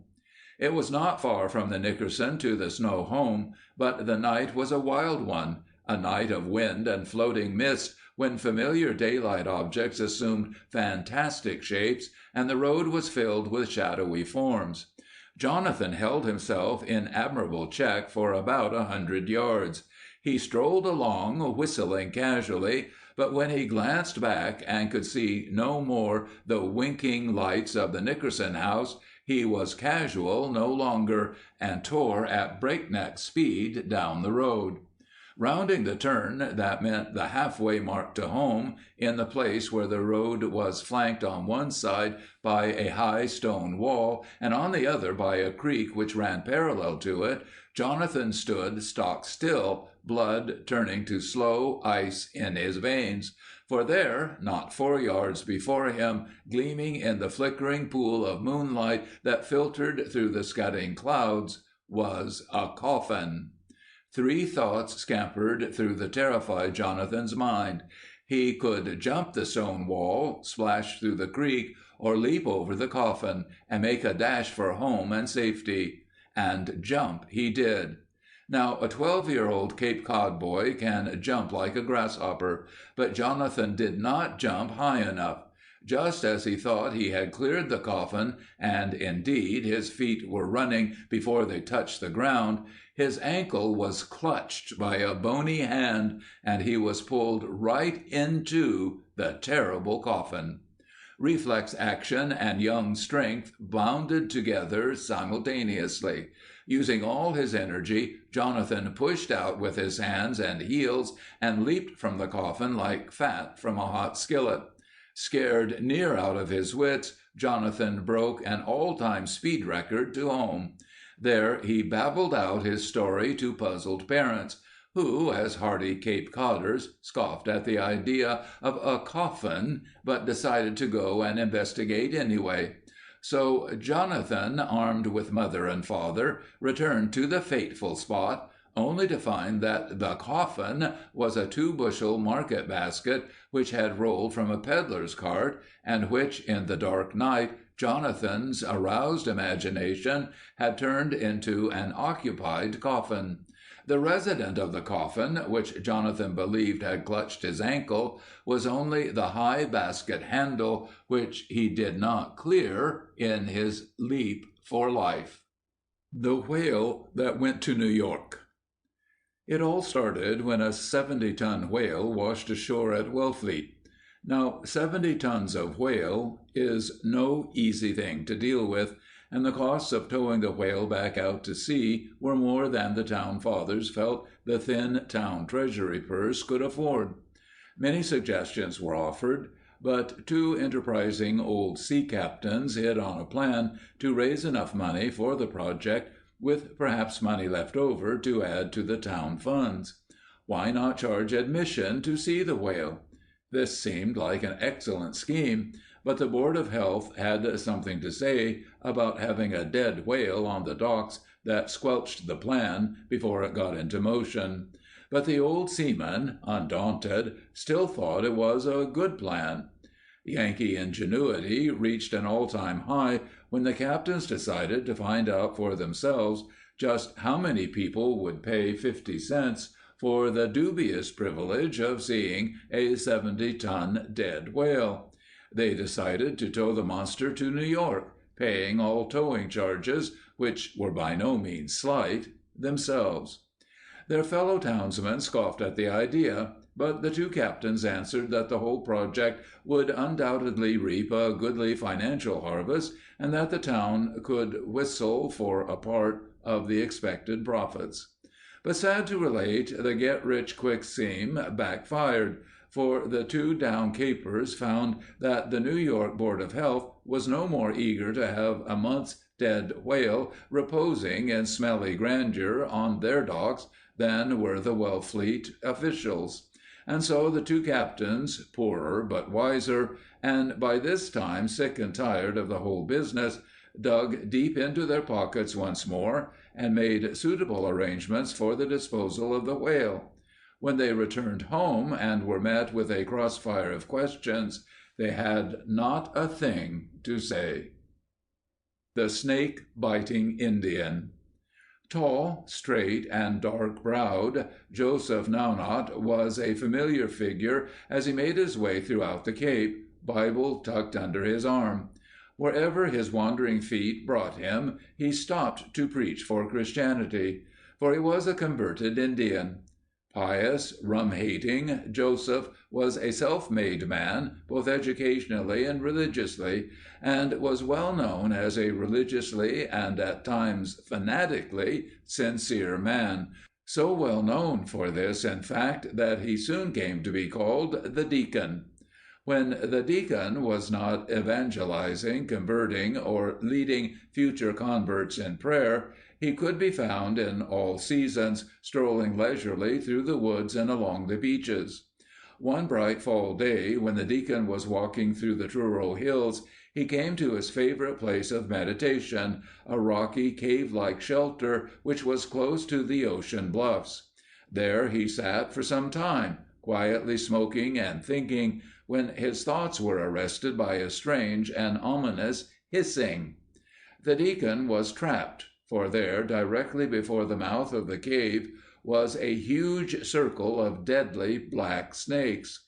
The deacon was unarmed, and the snakes, he knew, would close in on him faster than light at his slightest movement. He sat frozen with horror. The minutes dragged by. The deacon never took his eyes off the snakes, and they in turn were like frozen black ribbons, heads slightly raised as they stared at him with eyes he could not see. The small gusts of occasional sea breeze were cold against the deacon's skin, for he was drenched with the sweat of fear. The snakes crawled slowly towards him, with one of the black lines a little ahead of the others. When the reptiles reached his feet, they stopped once more. He could hear their soft hissing and feel the weight of the lead snake across his foot. They moved again like a soft, clinging wave, slithering and undulating towards him. Sluggishly and relentlessly they moved up his immobile form until they had twined their dank bodies all around him. They clung to him like tenacious pieces of damp wool. The deacon could see their wicked slit eyes, bright and expressionless, but deadly. He could hear their hissing breaths and feel their hungry bodies in a horrid caress. Still he did not move a hair, a muscle. He seemed not to breathe. The leader snake was wound round his neck and was looking, his head raised, right at the deacon, darting its flat head in and out at the Indian's face. On one of these thrusts, when the snake's head came within an inch of his mouth, the deacon opened wide his great jaws, and at the moment when the snake thrust its head inquiringly inside, the deacon clamped shut his huge teeth and bit the snake's head off. This so frightened the rest of the snakes that they hurled themselves from the deacon's body and fled. Some of the black reptiles were stunned from their fall, and the deacon, master of the field, quickly killed them with a huge stone. The dead snakes he skinned and brought their dried hides home as evidence of the terrible encounter. Johnny Blunt's Courtship. After the sleigh ride last winter and the slippery tricks served by Patty Dean, nobody would suspect Johnny Blunt's hankering after women again in a hurry. To hear him rave and take on and rail out against the whole feminine gender, you would have taken it for granted that he would never look at one again to all eternity. Johnny did take an oath and swore if he ever meddled or had any dealings with women again, in the sparking line he meant, he might be hung or choked. But swearing off women and then going into a meeting house chock full of gals, all shining and glistening in their Sunday clothes and clean faces, is like swearing off liquor and going into a grog shop. It's all smoke. Johnny held out pretty well for 3 whole Sundays, but on the 4th there were strong symptoms of a change. A chap looking very much like Johnny was seen on his way to the meeting house, with a new patent hat on, his head hung by the ears upon a shirt collar, his cravat had a pudding in it, and branched out in front into a double bow knot. He carried a straight back and stiff neck, as a man ought to when he has his best clothes on, and every time he spit he sprung his body forward like a jack-in-the-box in order to shoot clear of the ruffles. Squire Jones's pew was next but 2 to Johnny's, and when Johnny stood up he naturally looked straight at Sally Jones. Now, Sally had a face not to be grinned at in a fog. She was easy to look at, and Johnny succumbed. Squire Jones had got his evening fire on, and set himself to read the Great Bible, when he heard a rap at his door. "Walk in." "Well, John, how ter do? Get out, Pompey." "Pretty well, I thank you, Squire, and how do you do?" "Why, so far as to be crawling. You ugly beast, will you hold your up?" "Haul up a chair and sit down, John." "How you do, Mrs. Jones?" "Oh, middlin'. How's your marm?" "Don't forget the mat there, Mr. Blunt." This put Johnny in mind that he had been off soundings several times in the long, muddy lane, and that his boots were in a sweet pickle. It was now old Captain Jones's turn, the grandfather. Being roused from a doze by the bustle and rattle, he opened both his eyes, at first with wonder and astonishment. At last he began to halloo so loud that you could hear him a mile, for he took it for granted that everybody is just as exactly deaf as he is. "Who is it, I say? Who in the world is it?"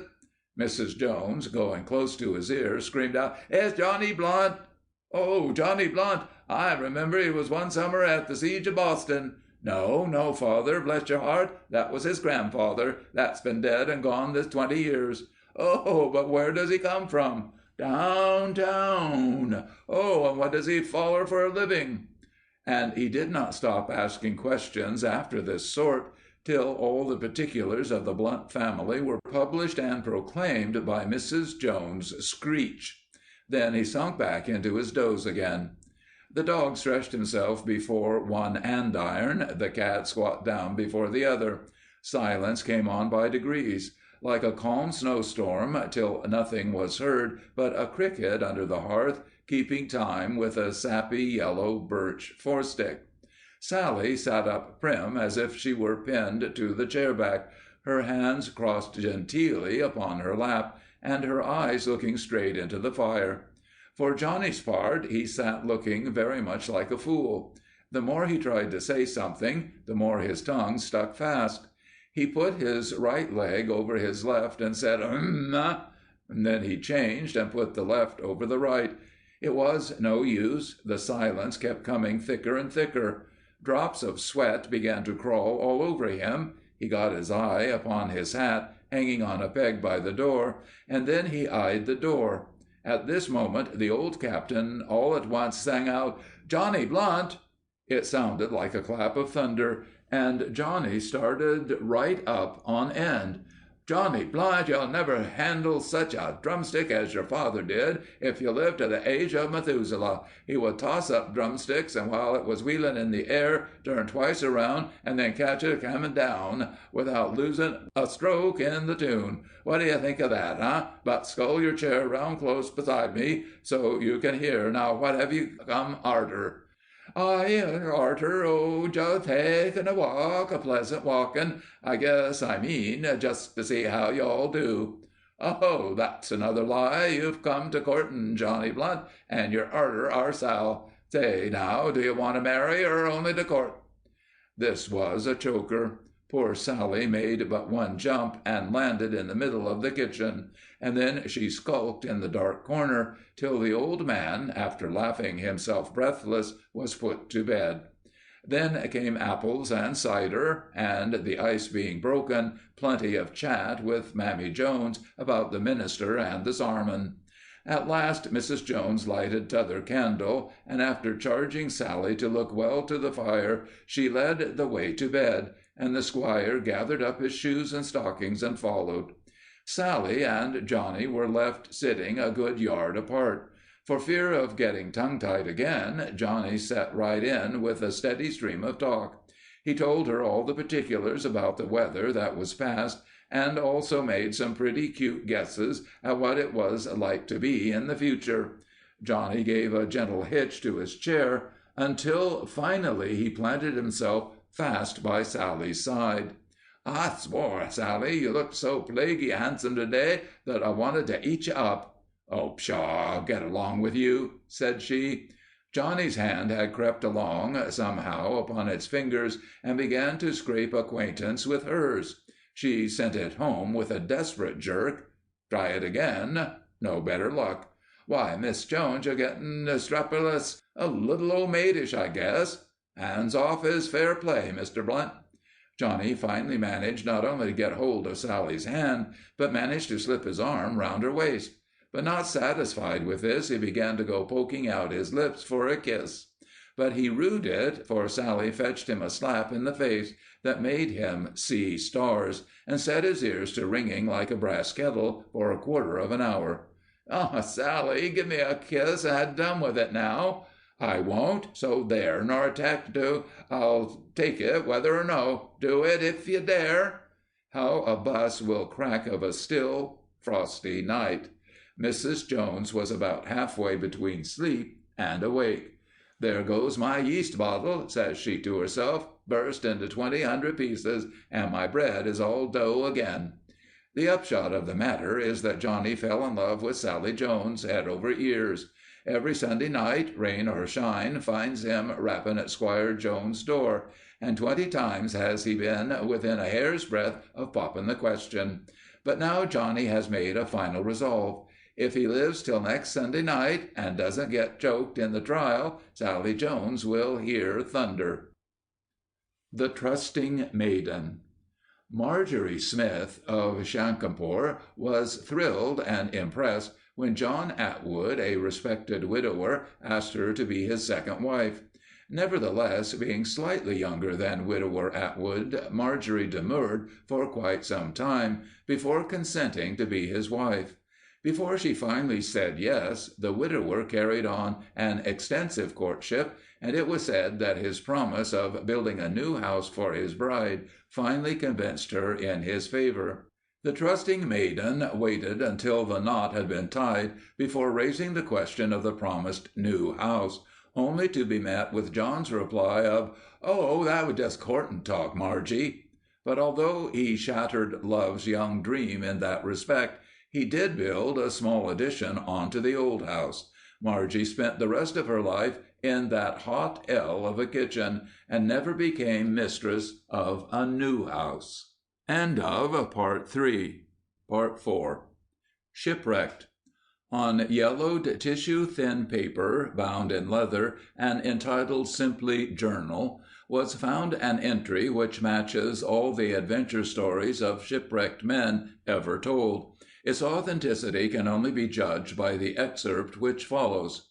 Herein the reader, if there be any, will find the story of my most harrowing experience at sea. It is only by the grace of God Almighty that I am alive this day to record it thus. I was 20 years old when I shipped out from Boston on a journey to the East Indies. She was a good ship. My fellow crew members were capable, congenial men, many of whom I had sailed with in the past. Our captain had earned our respect even in the few short days we had been acquainted with him. All hands and officers were convinced that clear sailing and a profitable journey lay before all. I cannot record here in a vivid enough manner my impressions during the first 3 weeks of our sailing. The weather was fair and mild, good winds had prevailed constantly, the life aboard ship was especially pleasant. There was no need for any such feeling as I had found myself indulging in for several days, but it nevertheless prevailed. Perhaps all I can coherently say is that I had a vague unrest, a mind-plaguing thought constantly with me, like the shadow of some dark cloud over my being. This feeling brought with it the still, subconscious impression of disaster and imminent death which I could not, try as I would, shake off. I said nothing to my mates about this feeling. They would perhaps have scoffed at me, if not my revealing of such an impression would only serve to disturb the uncommonly smooth-running life of our close existence on the lonely seas. It was on a calm, uneventful afternoon, while all hands were engaged in dilatory activities of repair and small duties, that this feeling reached its highest peak. I felt a strange compulsion to plunge into immediate, intense activity, for my fears were mounting by the minute, and in my youthful mind I felt vaguely ashamed. I had just left my post by the starboard boat, where I had been engaged in lashing down some canvassing, when I glanced up to see the lookout in the crow's nest peering intently out to sea. I knew somehow that my fear was about to materialize, and verily, a moment later the call came from the nest, "Ship on far port, horizon, ho! She bears the Jolly Roger." The action over our entire ship was so instant in contrast to the almost sluggish movements of the minute before, that it was as if a painting had suddenly sprung into life, each of its immobile figures leaping into definite motion. We clapped on every sail, but the pirate ship was on us before we could get up enough sail to escape. They sent a shot straight through our rigging. The happenings of the next hour remain in my mind only as a confused jumble of shouts, clashing swords, and hand-to-hand combat. The pirate crew were a determined and bloodthirsty lot, not content to merely take over our monetary possessions. They outnumbered us and overpowered us, deliberately destroying and ravaging everything upon which they could lay their hands. They seemed at last content with what damage they had wrought. The burly pirate captain ordered us to abandon our ship, which he and his men then set afire. Before the fire had reached the hold, what few of our number were left managed to reach some supplies, and with these few essentials we rowed away. I will never forget the frustrated agony in my soul as I watched our valiant ship, strewn with the bodies of our gallant captain and mates, burn to a charred skeleton and sink slowly beneath the waters. There were 2 lifeboats, lost and tiny as pea-pods on a pond, drifting in lone aimlessness on the sea. There were 8 of us, including myself, in one boat, and 5 in the other. We saw the other boat, which we could not reach because of the waves, drift farther and farther away. At last, after it had been hidden from our sight by a monstrous wave, we saw it again, capsized. We tried valiantly to reach those who were floundering in the sea. It was hopeless. One by one they sank beneath the surface, lost forever in the smothering embrace of the sea. For a day and a night the fierce winds and huge waves crashed against our small craft, and I cannot explain today why we did not meet the same fate as had our unfortunate comrades in the other boat. Upon the 2nd day the rolling sea was changed to a flat mill pond surface, and the sun was unbearably hot. We had managed to bring with us only 4 bottles of water, enough to last but a few days. We did not live, we merely existed. I felt the gnawing, piercing pangs of thirst and hunger congest and constrict my being. Within 14 days 4 of our number had died of thirst, and there were 3 men besides myself left starving. My hands, when I reached up to touch my burned, bearded face, were trembling like a man beset with palsy. My eyes, I knew, were like my comrades', empty, vacant, hopeless.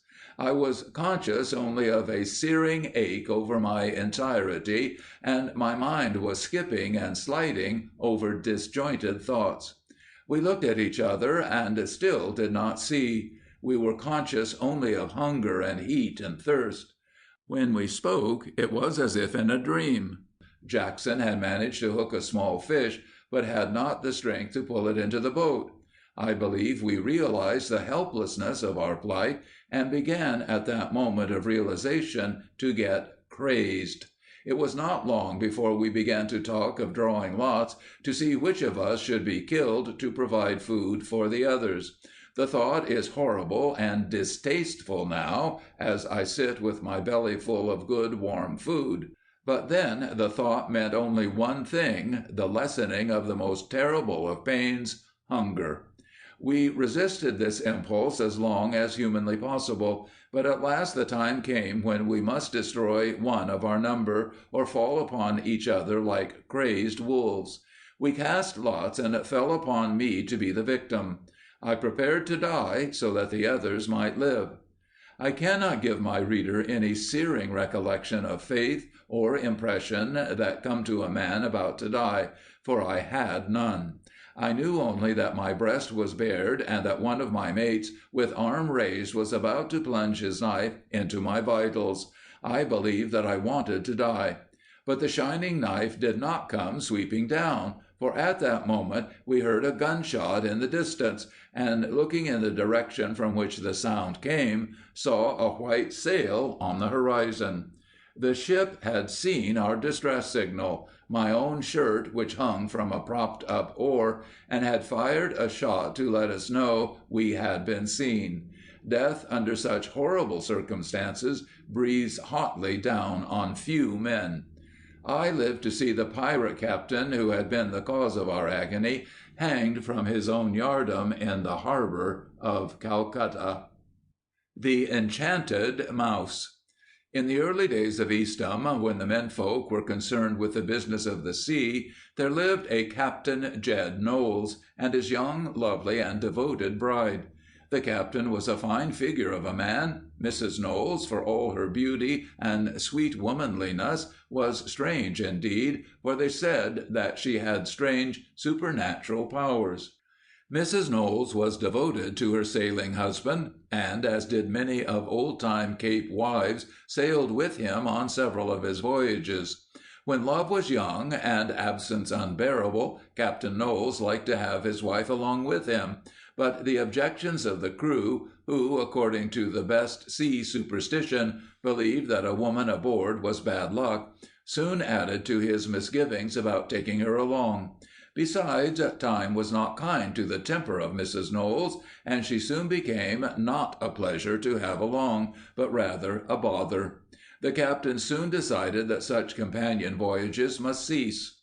For several voyages now, Captain Knowles, under great opposition and argument from his good wife, had succeeded in sailing without her. On one occasion, however, when the captain was to leave for an extensive voyage, his wife once more requested that she be allowed to accompany him. The answer was a firm negative, and much to the captain's surprise and delight, Mrs. Knowles did not demur, and offered no argument to his decision. And this quick change about fooled the unsuspecting seaman, for he underestimated the power of a woman, especially the strange power of his own wife. On the day of departure, Mrs. Knowles bade her husband a fond goodbye at the door of their home. The captain went down to the docks, weighed anchor, and was on his way. He did not know, however, that a tiny mouse had followed him aboard close at his heels. 3 days out at sea, the captain got a report from the cook that cheese and other like supplies were being nibbled upon by what was certainly a mouse. The captain, who prided himself on a clean and rodent-free ship, directed him to set poison for the scavenger, and thought no more of the matter. But the captain did not rest easy. His sleep was disturbed upon many occasions by a rustling, scampering noise in his cabin. When he arose and lit his lamp, he was stunned to see, sitting on the foot of his bunk, a tiny mouse, seemingly unafraid and serene, looking straight at him. This happened night after night, and the captain became quite fond of the little creature. But when upon one occasion he found that the mouse had eaten up a midnight supper and gnawed upon his logbook, as well as starting to scamper up and down the bed while the captain was asleep, he changed his mind. Taking up his whip, he struck the little mouse with it, killing it, and tossed it out of his porthole. When the captain returned home, he opened the door to find his wife dead on the floor in a pool of sea water with the mark of a whiplash across her face. Old Bill Hardy. Calculate I never seed the likes of old Bill Hardy. Yep, he was a humdinger, all right. Thar were a heap of shrewd peddlers round about in my day, young feller, and believe me, they were the gagiest bunch of fellers you ever see. You had to watch your step when you were bargaining with 'em. Yes, sirree, sir, else you'd find yourself holding the shy end of the stick. But the feller that used to drive the sharpest dickers was old Bill Hardy. 'Twa'n't many women or men folks either round here that hadn't been spliced at one time or another by old Bill. I remember one time in particular, happened right here in the village it did. 'Twas quite a spell ago, when you were no more than a twinkle in the divil's eye. Well, seems the folks round here were getting some pretty high-flying idees. The town had a hearse, and a dern good one, too, that's been used for burying for nearly 30 years. And some of these folks began to think that maybe the old Maria 'twa'n't quite tony enough for 'em. So they sassayed over to town meeting and voted to buy a new one. One day old Bill was a-driving by the old hearse house. First selectman Elijah Gibbs was loafing round the doorway and spied Bill a-comin'. Thought he'd see if he could get old Bill's goat. He hollered out, "Say thar, Bill, what'll you give us for the old hearse?" But Bill didn't bite. He just looked Elijah right in the eye and said, "Well, I don't know. Don't seem rightly that you ought to sell the Maria. Some folks in town ain't even had a chance to ride in it yet. But if you be of a mind to sell it, durn if'n I might give $5 for it." And sure enough, Bill bought the old hearse, hitched it on ter hind end of his wagon, and drove off. He was driving along, proud as you please, when he passed Miss Tisra Small. Miss Small was allus collecting and buying old stuff, antiques she called 'em. Old Bill pulled up near her and hollers, "Here's another antique for you, Miss Small." Miss Small didn't think much of the hearse hitched onto the hind end of his wagon. She was mad as a wet hen. "Shut up, you old fool," she says, and sailed off down the street. Bill just kind of chuckled. Well, the next thing you know, old Bill was using the old hearse for a peddler's cart, and the women folk was so scandalized they got up a meeting to complain about it.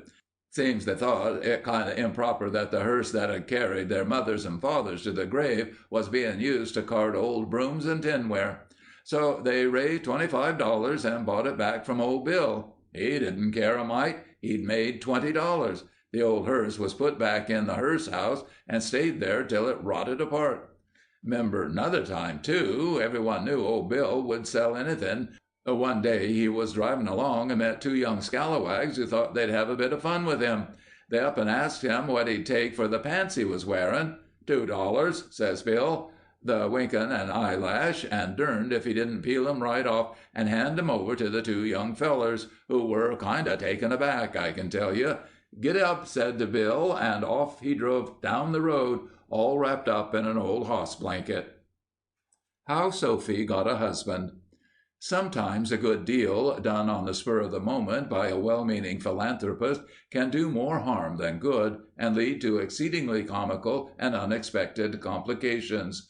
For instance, take the case of Squire Nickerson of Orleans, who never knew the repercussions that resulted from a spontaneous act of kindliness to two strangers. First of all, let me introduce the principals in this little drama. Squire Nickerson, well-to-do, prominent, kindly, a schoolmarm from Boston whom we shall call Sophie, spinster, acid-tongued, parched, and taken to drinking lemon juice, which probably accounted for her parchment-like appearance, and Seth, a prominent, well-liked, friendly as the squire, but in very different circles. To be blunt, Seth was an amiable old reprobate. Good people, all of them, but when they were thrown together, they were stirred round in the darndest stew you ever heard of. Squire Nickerson was driving one night, long enough ago so we can spare embarrassment to those involved, back from a business meeting in Hyannis. The road from Hyannis to Orleans on the backside route is, and was then, winding and dark. Squire Nickerson was dozing in the back of his carriage when he was bumped from his seat by its sudden stop. Looking round, he saw that he was halted not at his home, but in the dip bend of the road by Pleasant Bay. "What's wrong, Silas?" he asked his driver. "Well, sir," replied Silas puzzledly, "there seems to be someone lying smack in the middle of the road." Upon examination, the someone proved to be a rather battered elderly gentleman of indeterminate age, and this gentleman was sound dead, absolutely asleep in the middle of the road. With a few suspicious sniffs, the squire and Silas determined with surprise that the man was in a state not of intoxication, but of unusual fatigue. "Pick him up, Si, and put him in the carriage." "But, sir—" "In the carriage, Si. We can leave him at the inn, poor fellow. It's a damp night, and surely in this state he can do us no harm." And so the unsuspecting somnambulist was transported from the road to a fine carriage. The squire's carriage, with its new occupant, had not rolled down the road more than a few paces when it stopped again. "I say, sir, this here's a thing," said Silas. "There appears to be a lady, sir, at the side of the road." "A lady? At the side of the road? Walking? Why, no, she's asleep, too," cried the squire, peering out of the carriage window. "Why, this poor old couple probably didn't have the coppers to pay for carriage to their destination, meant to camp out tonight, and were separated in the fog. We'll bring both these poor souls to the inn." And so they did.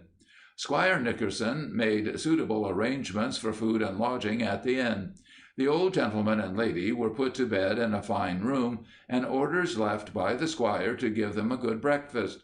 Leaving extra money with the innkeeper for the two sleepers, and brimming over with self-satisfaction of a good deed well done, Squire Nickerson drove to his home, leaving his newly acquired but unconscious friends snoring peacefully side by side, and never dreaming that there was a possibility that he had joined a pair whom convention and law had not made one.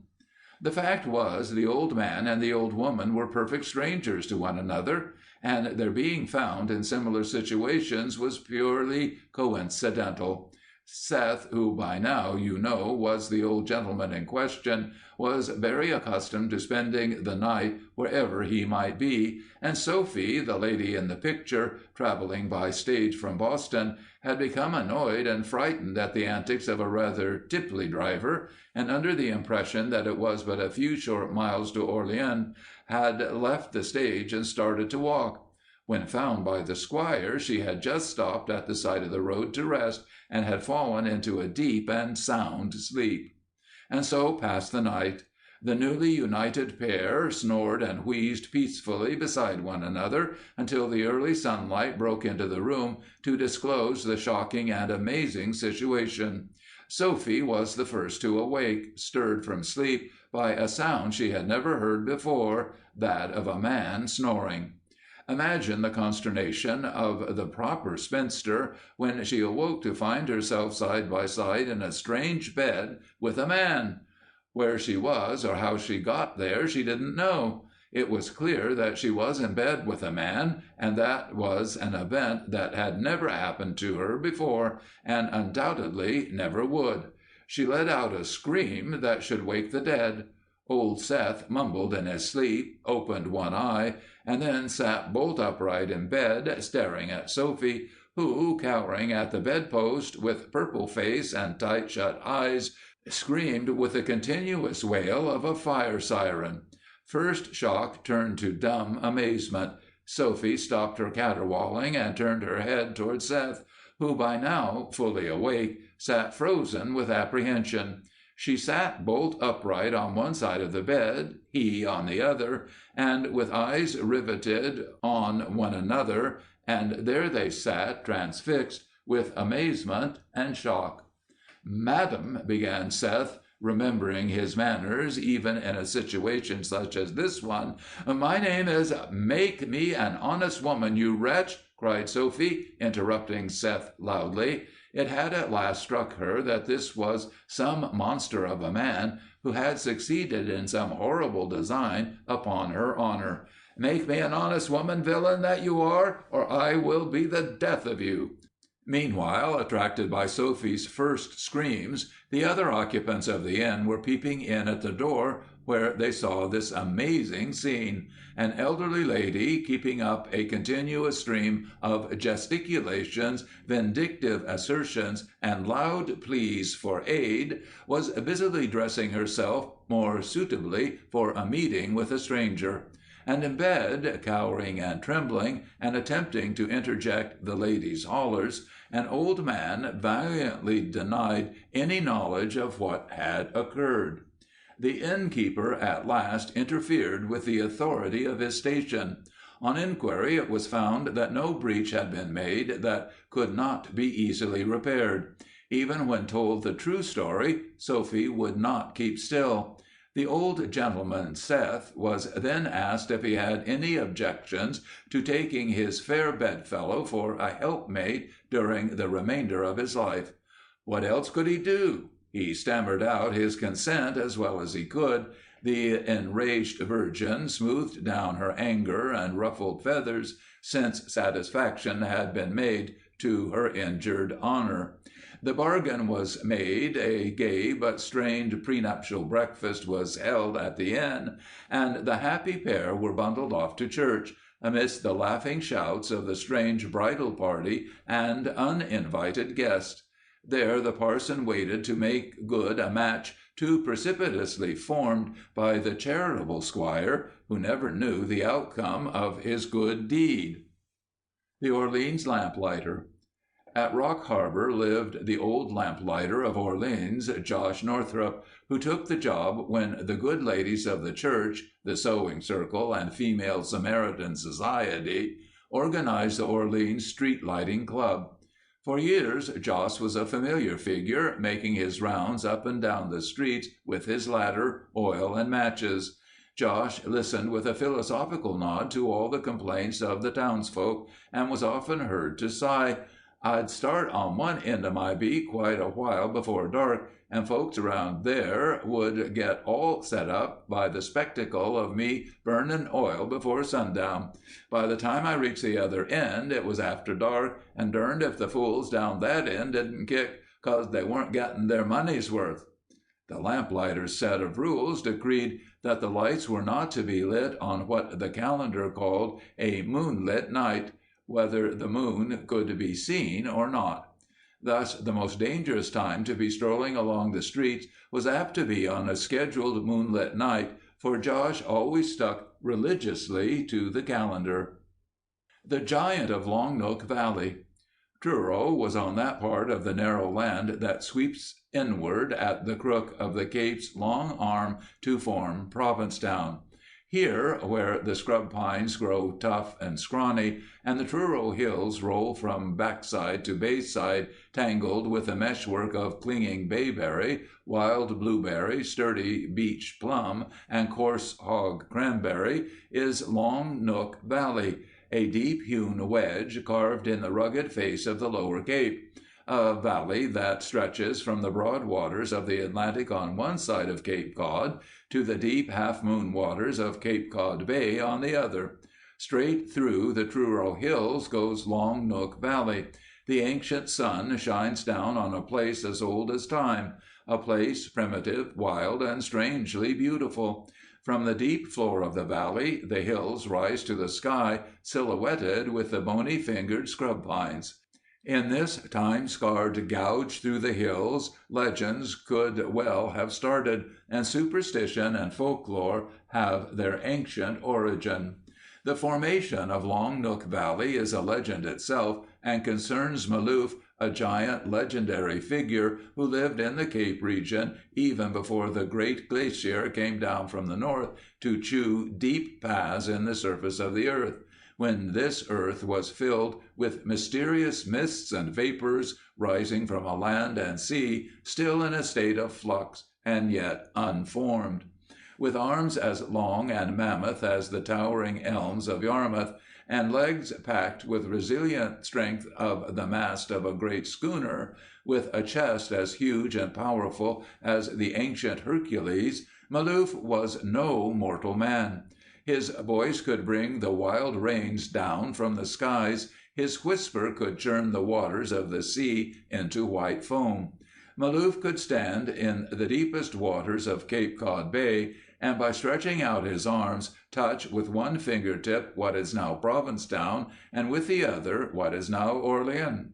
When Maloof got into his fishing craft, the waters all along the Cape shores rose as if in swift high tide.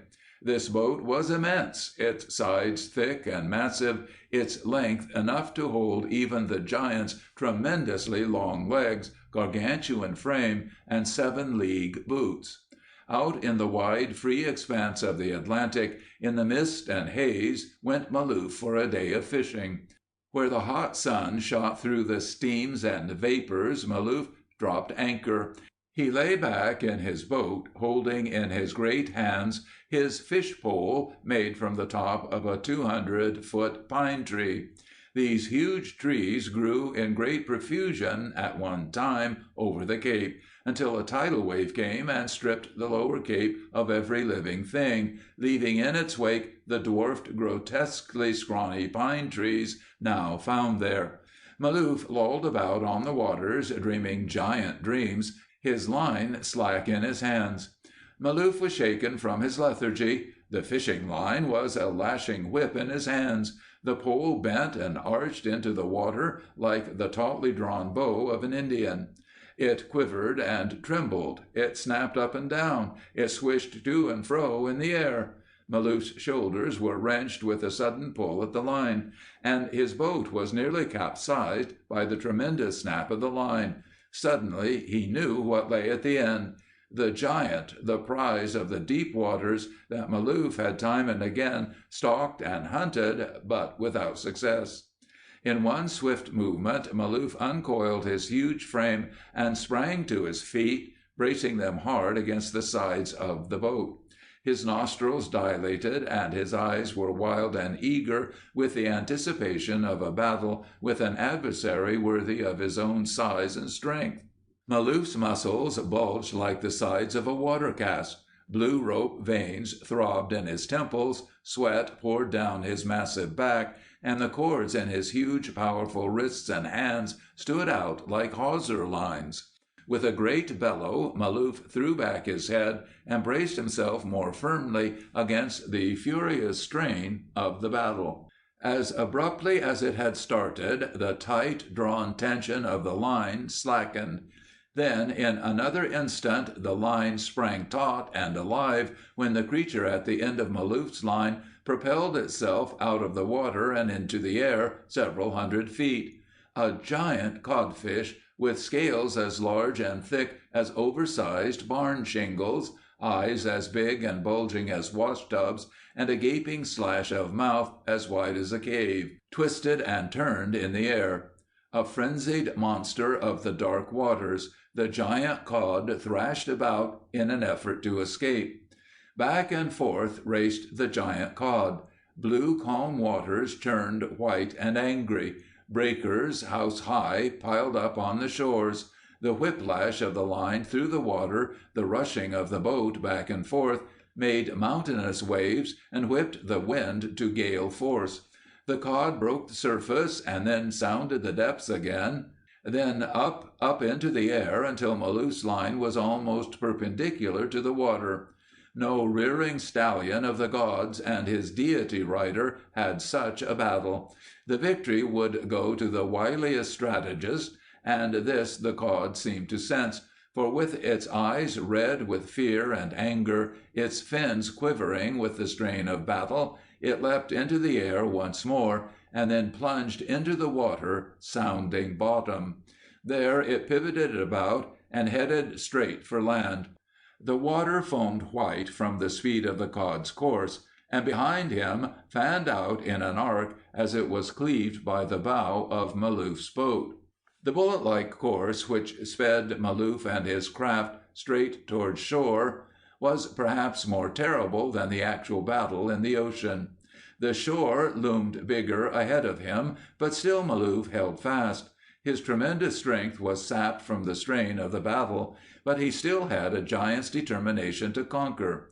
With a last surge of strength, the cod ceased its twisting, turning gyrations and plowed through the shallow waters of the shore, up and over the beach, and straight into the hills of Truro, dragging Maloof and his boat behind him. Rocks and boulder formations cracked and split, hurled up and aside like pebbles. The sky was dark with flying particles of sand and earth. Right across the cape from Atlantic to bay furrowed the frenzied cod and its tenacious captor, plowing and ripping a deep scar through the hills. And thus was formed Long Nook Valley in Truro on Cape Cod. Traces of the giant cod are found even today in the form of fish scales as large as barn shingles. Some say that these fish scales are really pieces of mica left by the great glacier movement down from the north, but Cape Codders know better. They are the petrified scales of the legendary giant cod that hauled Maloof and his boat straight across the Cape, through the hills of Truro, forming Long Nook Valley. Cupid and the Tree Warden. A portly Cape Codder, while in the midst of his political campaign for the position of local tree warden, strolled one evening into a tavern in search of relaxation and rest from his campaigning. Nodding affably to the various customers, he noticed among those present a man who was obviously there for a long and festive evening. This brought to mind the intriguing thought that the lady with whom the convivial gentleman was then keeping company would probably be at home alone and in a mood to welcome visitors. Our hero, not one to let such a promising opportunity pass him by, made a snap decision and hied himself off to the lady's house. So Cupid smiled, but in the offing trouble brewed. The other gentlemen observed the approach and quick retreat of the political Lothario, became suspicious, and he too left the tavern only a scant half hour after the departure of his rival. Both male pride and indignation were aroused when he arrived at the lady's home, for there he found the aspiring town official clad only in his underwear, which even on Cape Cod is not considered correct attire for a social visit. Stunned by this disregard of convention, the lady's rather beery protector seized the visitor by the neck and seat of his union suit and hove him in the direction of the front door. Now, no man likes to walk down Main Street in his underwear on a sharp January night. The tree warden candidate was no exception.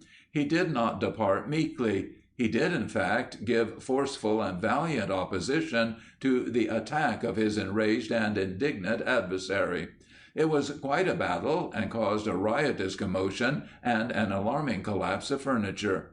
After a mighty tussle, the defender of the weaker sex and convention found himself the victor, and the politician found himself out on his ear, and in his underwear, in the cold night. But at this moment of victory, the local constabulary forces, who had been called by the lady in question, arrived on the scene. As the minion of the law marched away with the wildly gesticulating and indignant attacker, the underwear-clad politician, who was brushing twigs and snow off his union suit, called out, "Hi, boys, don't forget, I'm running for tree warden." The Singing Fish of Monomy Point. In a small, musty, canvas-bound book, unopened for years, was found a story of such beauty and wonder that it escapes the imagination. Each whisper of the turning pages, which sent puffs of memory-filled dust into the air, spoke of a day long ago when a young man found an island paradise.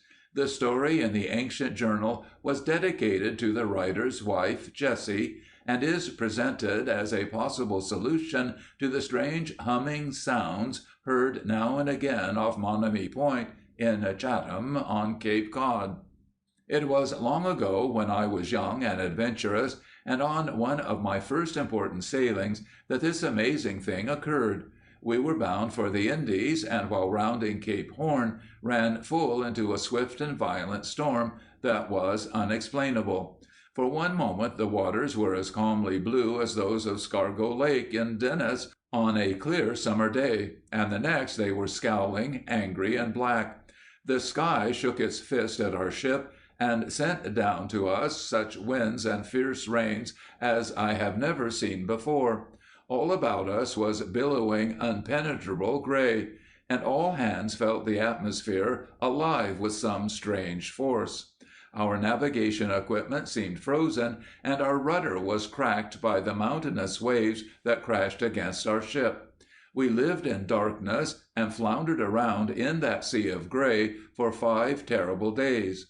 At the end of the 5th day, a calm, a stillness came as suddenly as the attacking storm, and this silence seemed the more terrible because of its contrast with the wild gray days through which we had just passed.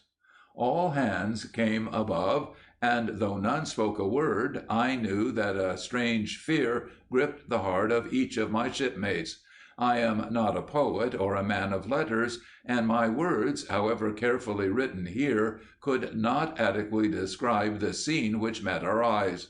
We found ourselves floating in the midst of a strange, dead sea, from which we could not escape. I thought at first that it might be Sargasso Sea, for the waters were filled with weird strands of sea plant life, with roots as big as boulders, but common sense and knowledge of the map made that impossible. The sea on which we drifted was a sea of powerful currents, each eddying in opposite directions. The water, so clear we could see the smooth white bottom 50 fathoms below, was a curious turquoise, streaked with brightest greens and pinks. All around us were the listing vacant skeletons of ships that had found their unexplainable way here before us. Monstrous fish, and fish no larger than a hare, swam through the waters. These fish were gold, green, blue, and red. striped, streaked, and dotted with the most amazing panorama of colors. Strange hued birds with weird calls flew overhead, and over all this amazing scene there was an intense, stifling silence. We drifted about under the hand of the changing currents for 6 weeks, and lived from the waters around us. Some of the sea vegetation, when pulled up, proved to be clean and sweetly edible, and the strange, bright-colored fish were easily caught. During this period, although we were well fed and temporarily safe, we grew restless, and conflictions sprang up at every turn. For however well fed and kept a man may be, the fear of the unknown, and a wondering about when he will see familiar land and beloved faces, keeps him forever unhappy and discontent. Moreover, we were all consumed with the most intense curiosity about our strange surroundings. And always in our minds and before our eyes were the bare hulks of the other ships, caught in the sea, which we all hoped would not prove to be prophetic to us. We had, at the end of our 6 weeks of drifting, sunk so low in our spirits, and become so apathetic about our situation, that we became lax in our shipboard duties. As the days dragged by, we assigned one watch for the long nights, and another for the daylight hours. I am sure that if these men had been watched, they would have been observed dozing at their posts, for none of us expected anything unusual to happen, and by this time moved in that aimless lethargy of men without aim or purpose. It was on the morning of what I presume to be the 42nd day of our drifting that a frenzied shout from the night watch jolted us from our bunks. Land had been sighted, and all hands, laughing and shouting, like men freed from long imprisonment, sprang to work, long neglected, to reach this land.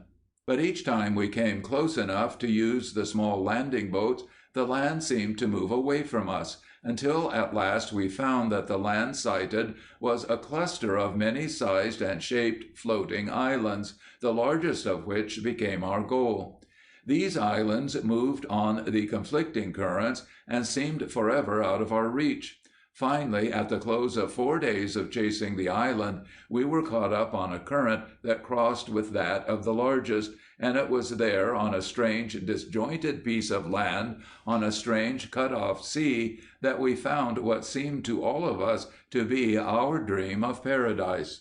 The island was verdantly green, overflowing with exotic flowers, and huge, graceful trees which bore sweet, succulent fruit. A heavy jasmine-sweet scent was in the gentle winds. Here was a land of such incredible beauty and serenity that I knew somehow no man had ever been here before. Small, spring-fed streams veined over the island, and the water from these streams was like the coolest nectar. The days were always full of sunshine, and the sky a shimmering blue, but for all that sun, the days were never more than comfortably warm. The island nights were nights of incredible beauty. The water shone with 1,000, a million diamonds of phosphorus, the night air was cool and sweet, and the stars above seemed close enough to pluck from the sky. Day and night, the peace and serenity none of us had ever experienced before was over all, and I yearn for that serenity to this day. There is always, I believe now, that feeling over those wonders of nature untouched by man. Perhaps it was because they had lived so long in strangeness and uncertainty that they had become apathetic, or perhaps it was because they had found on this island paradise the very essence of their hidden dream of peace and beauty.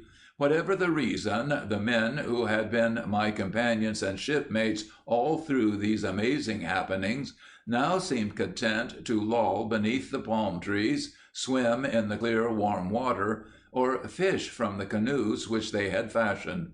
I heard no mention of returning to Cape Cod, nor saw any desire nor yearning for familiar faces and homeland.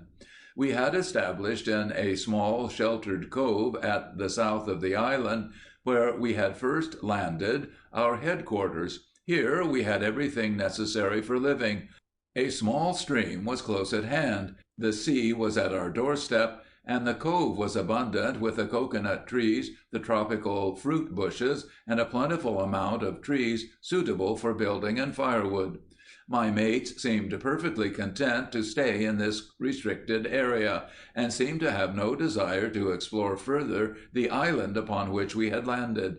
But although I too felt that serenity, happiness, and contentment, I yearned to explore the rest of the island, for I felt that there were other mysteries and wonders yet to be seen.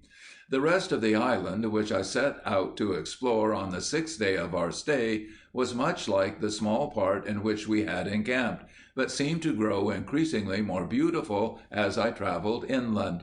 All through the morning I tramped through the thick growth of the island, coming now and then upon small glades where damp, fresh green moss surrounded little pools and silvery streams. These glades were dark and cool, and the air was pure and refreshing.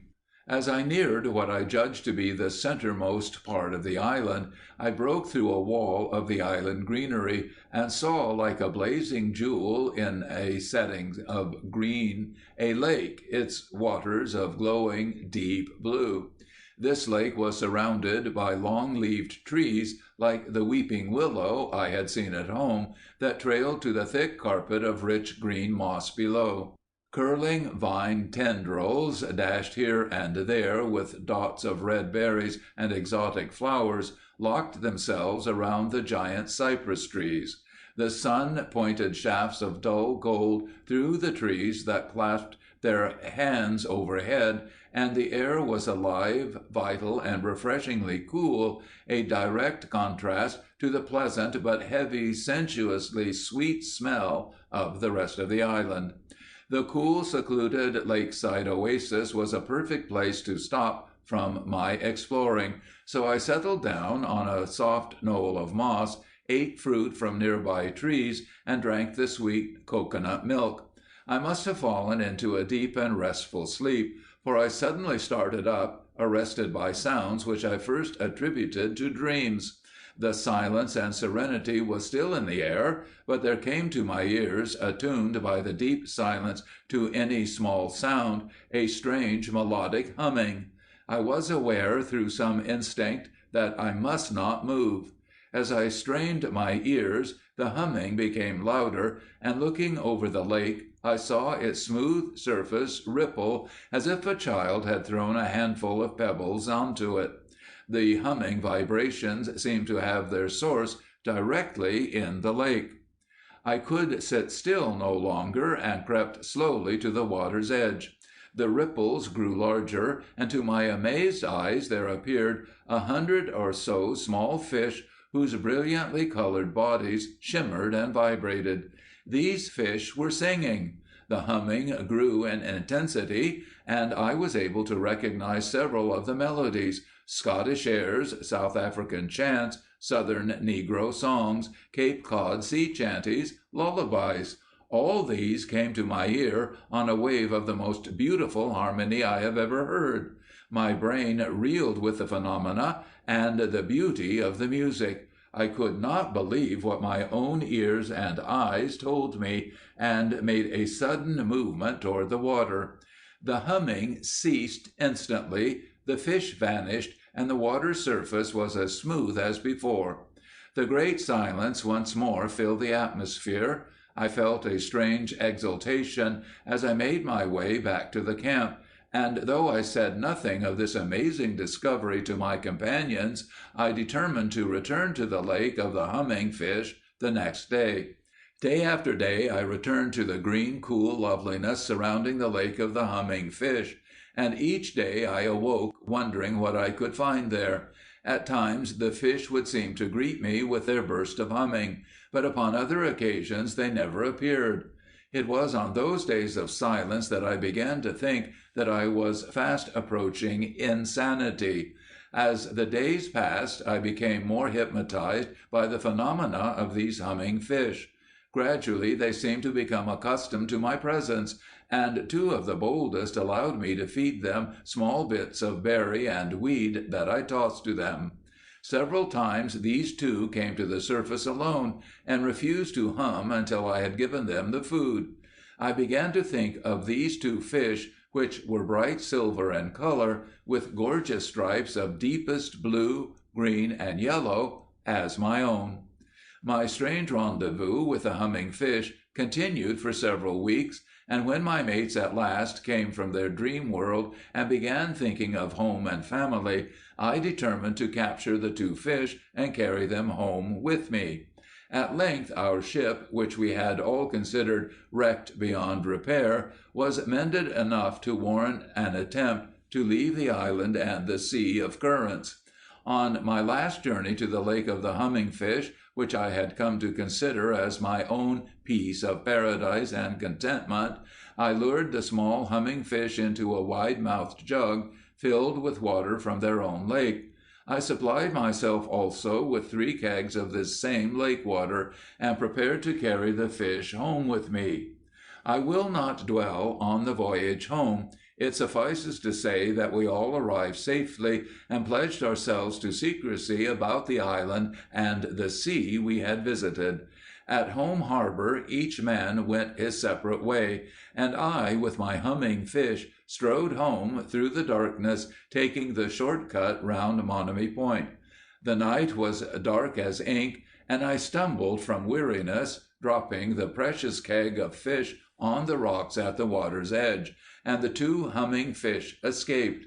It seemed at that moment that all I had experienced was a dream, for in the vanishing of the fish only the memory of my island paradise could remain. For days I walked to the spot at Monomy Point where the fish had escaped.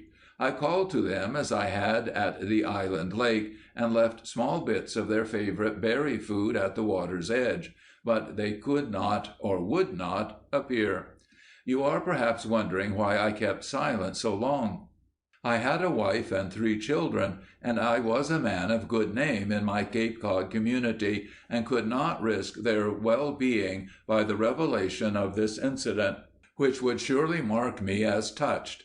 And further, I did not wish to have this most wonderful of experiences tarnished and bandied about by unimaginative and callous cynics.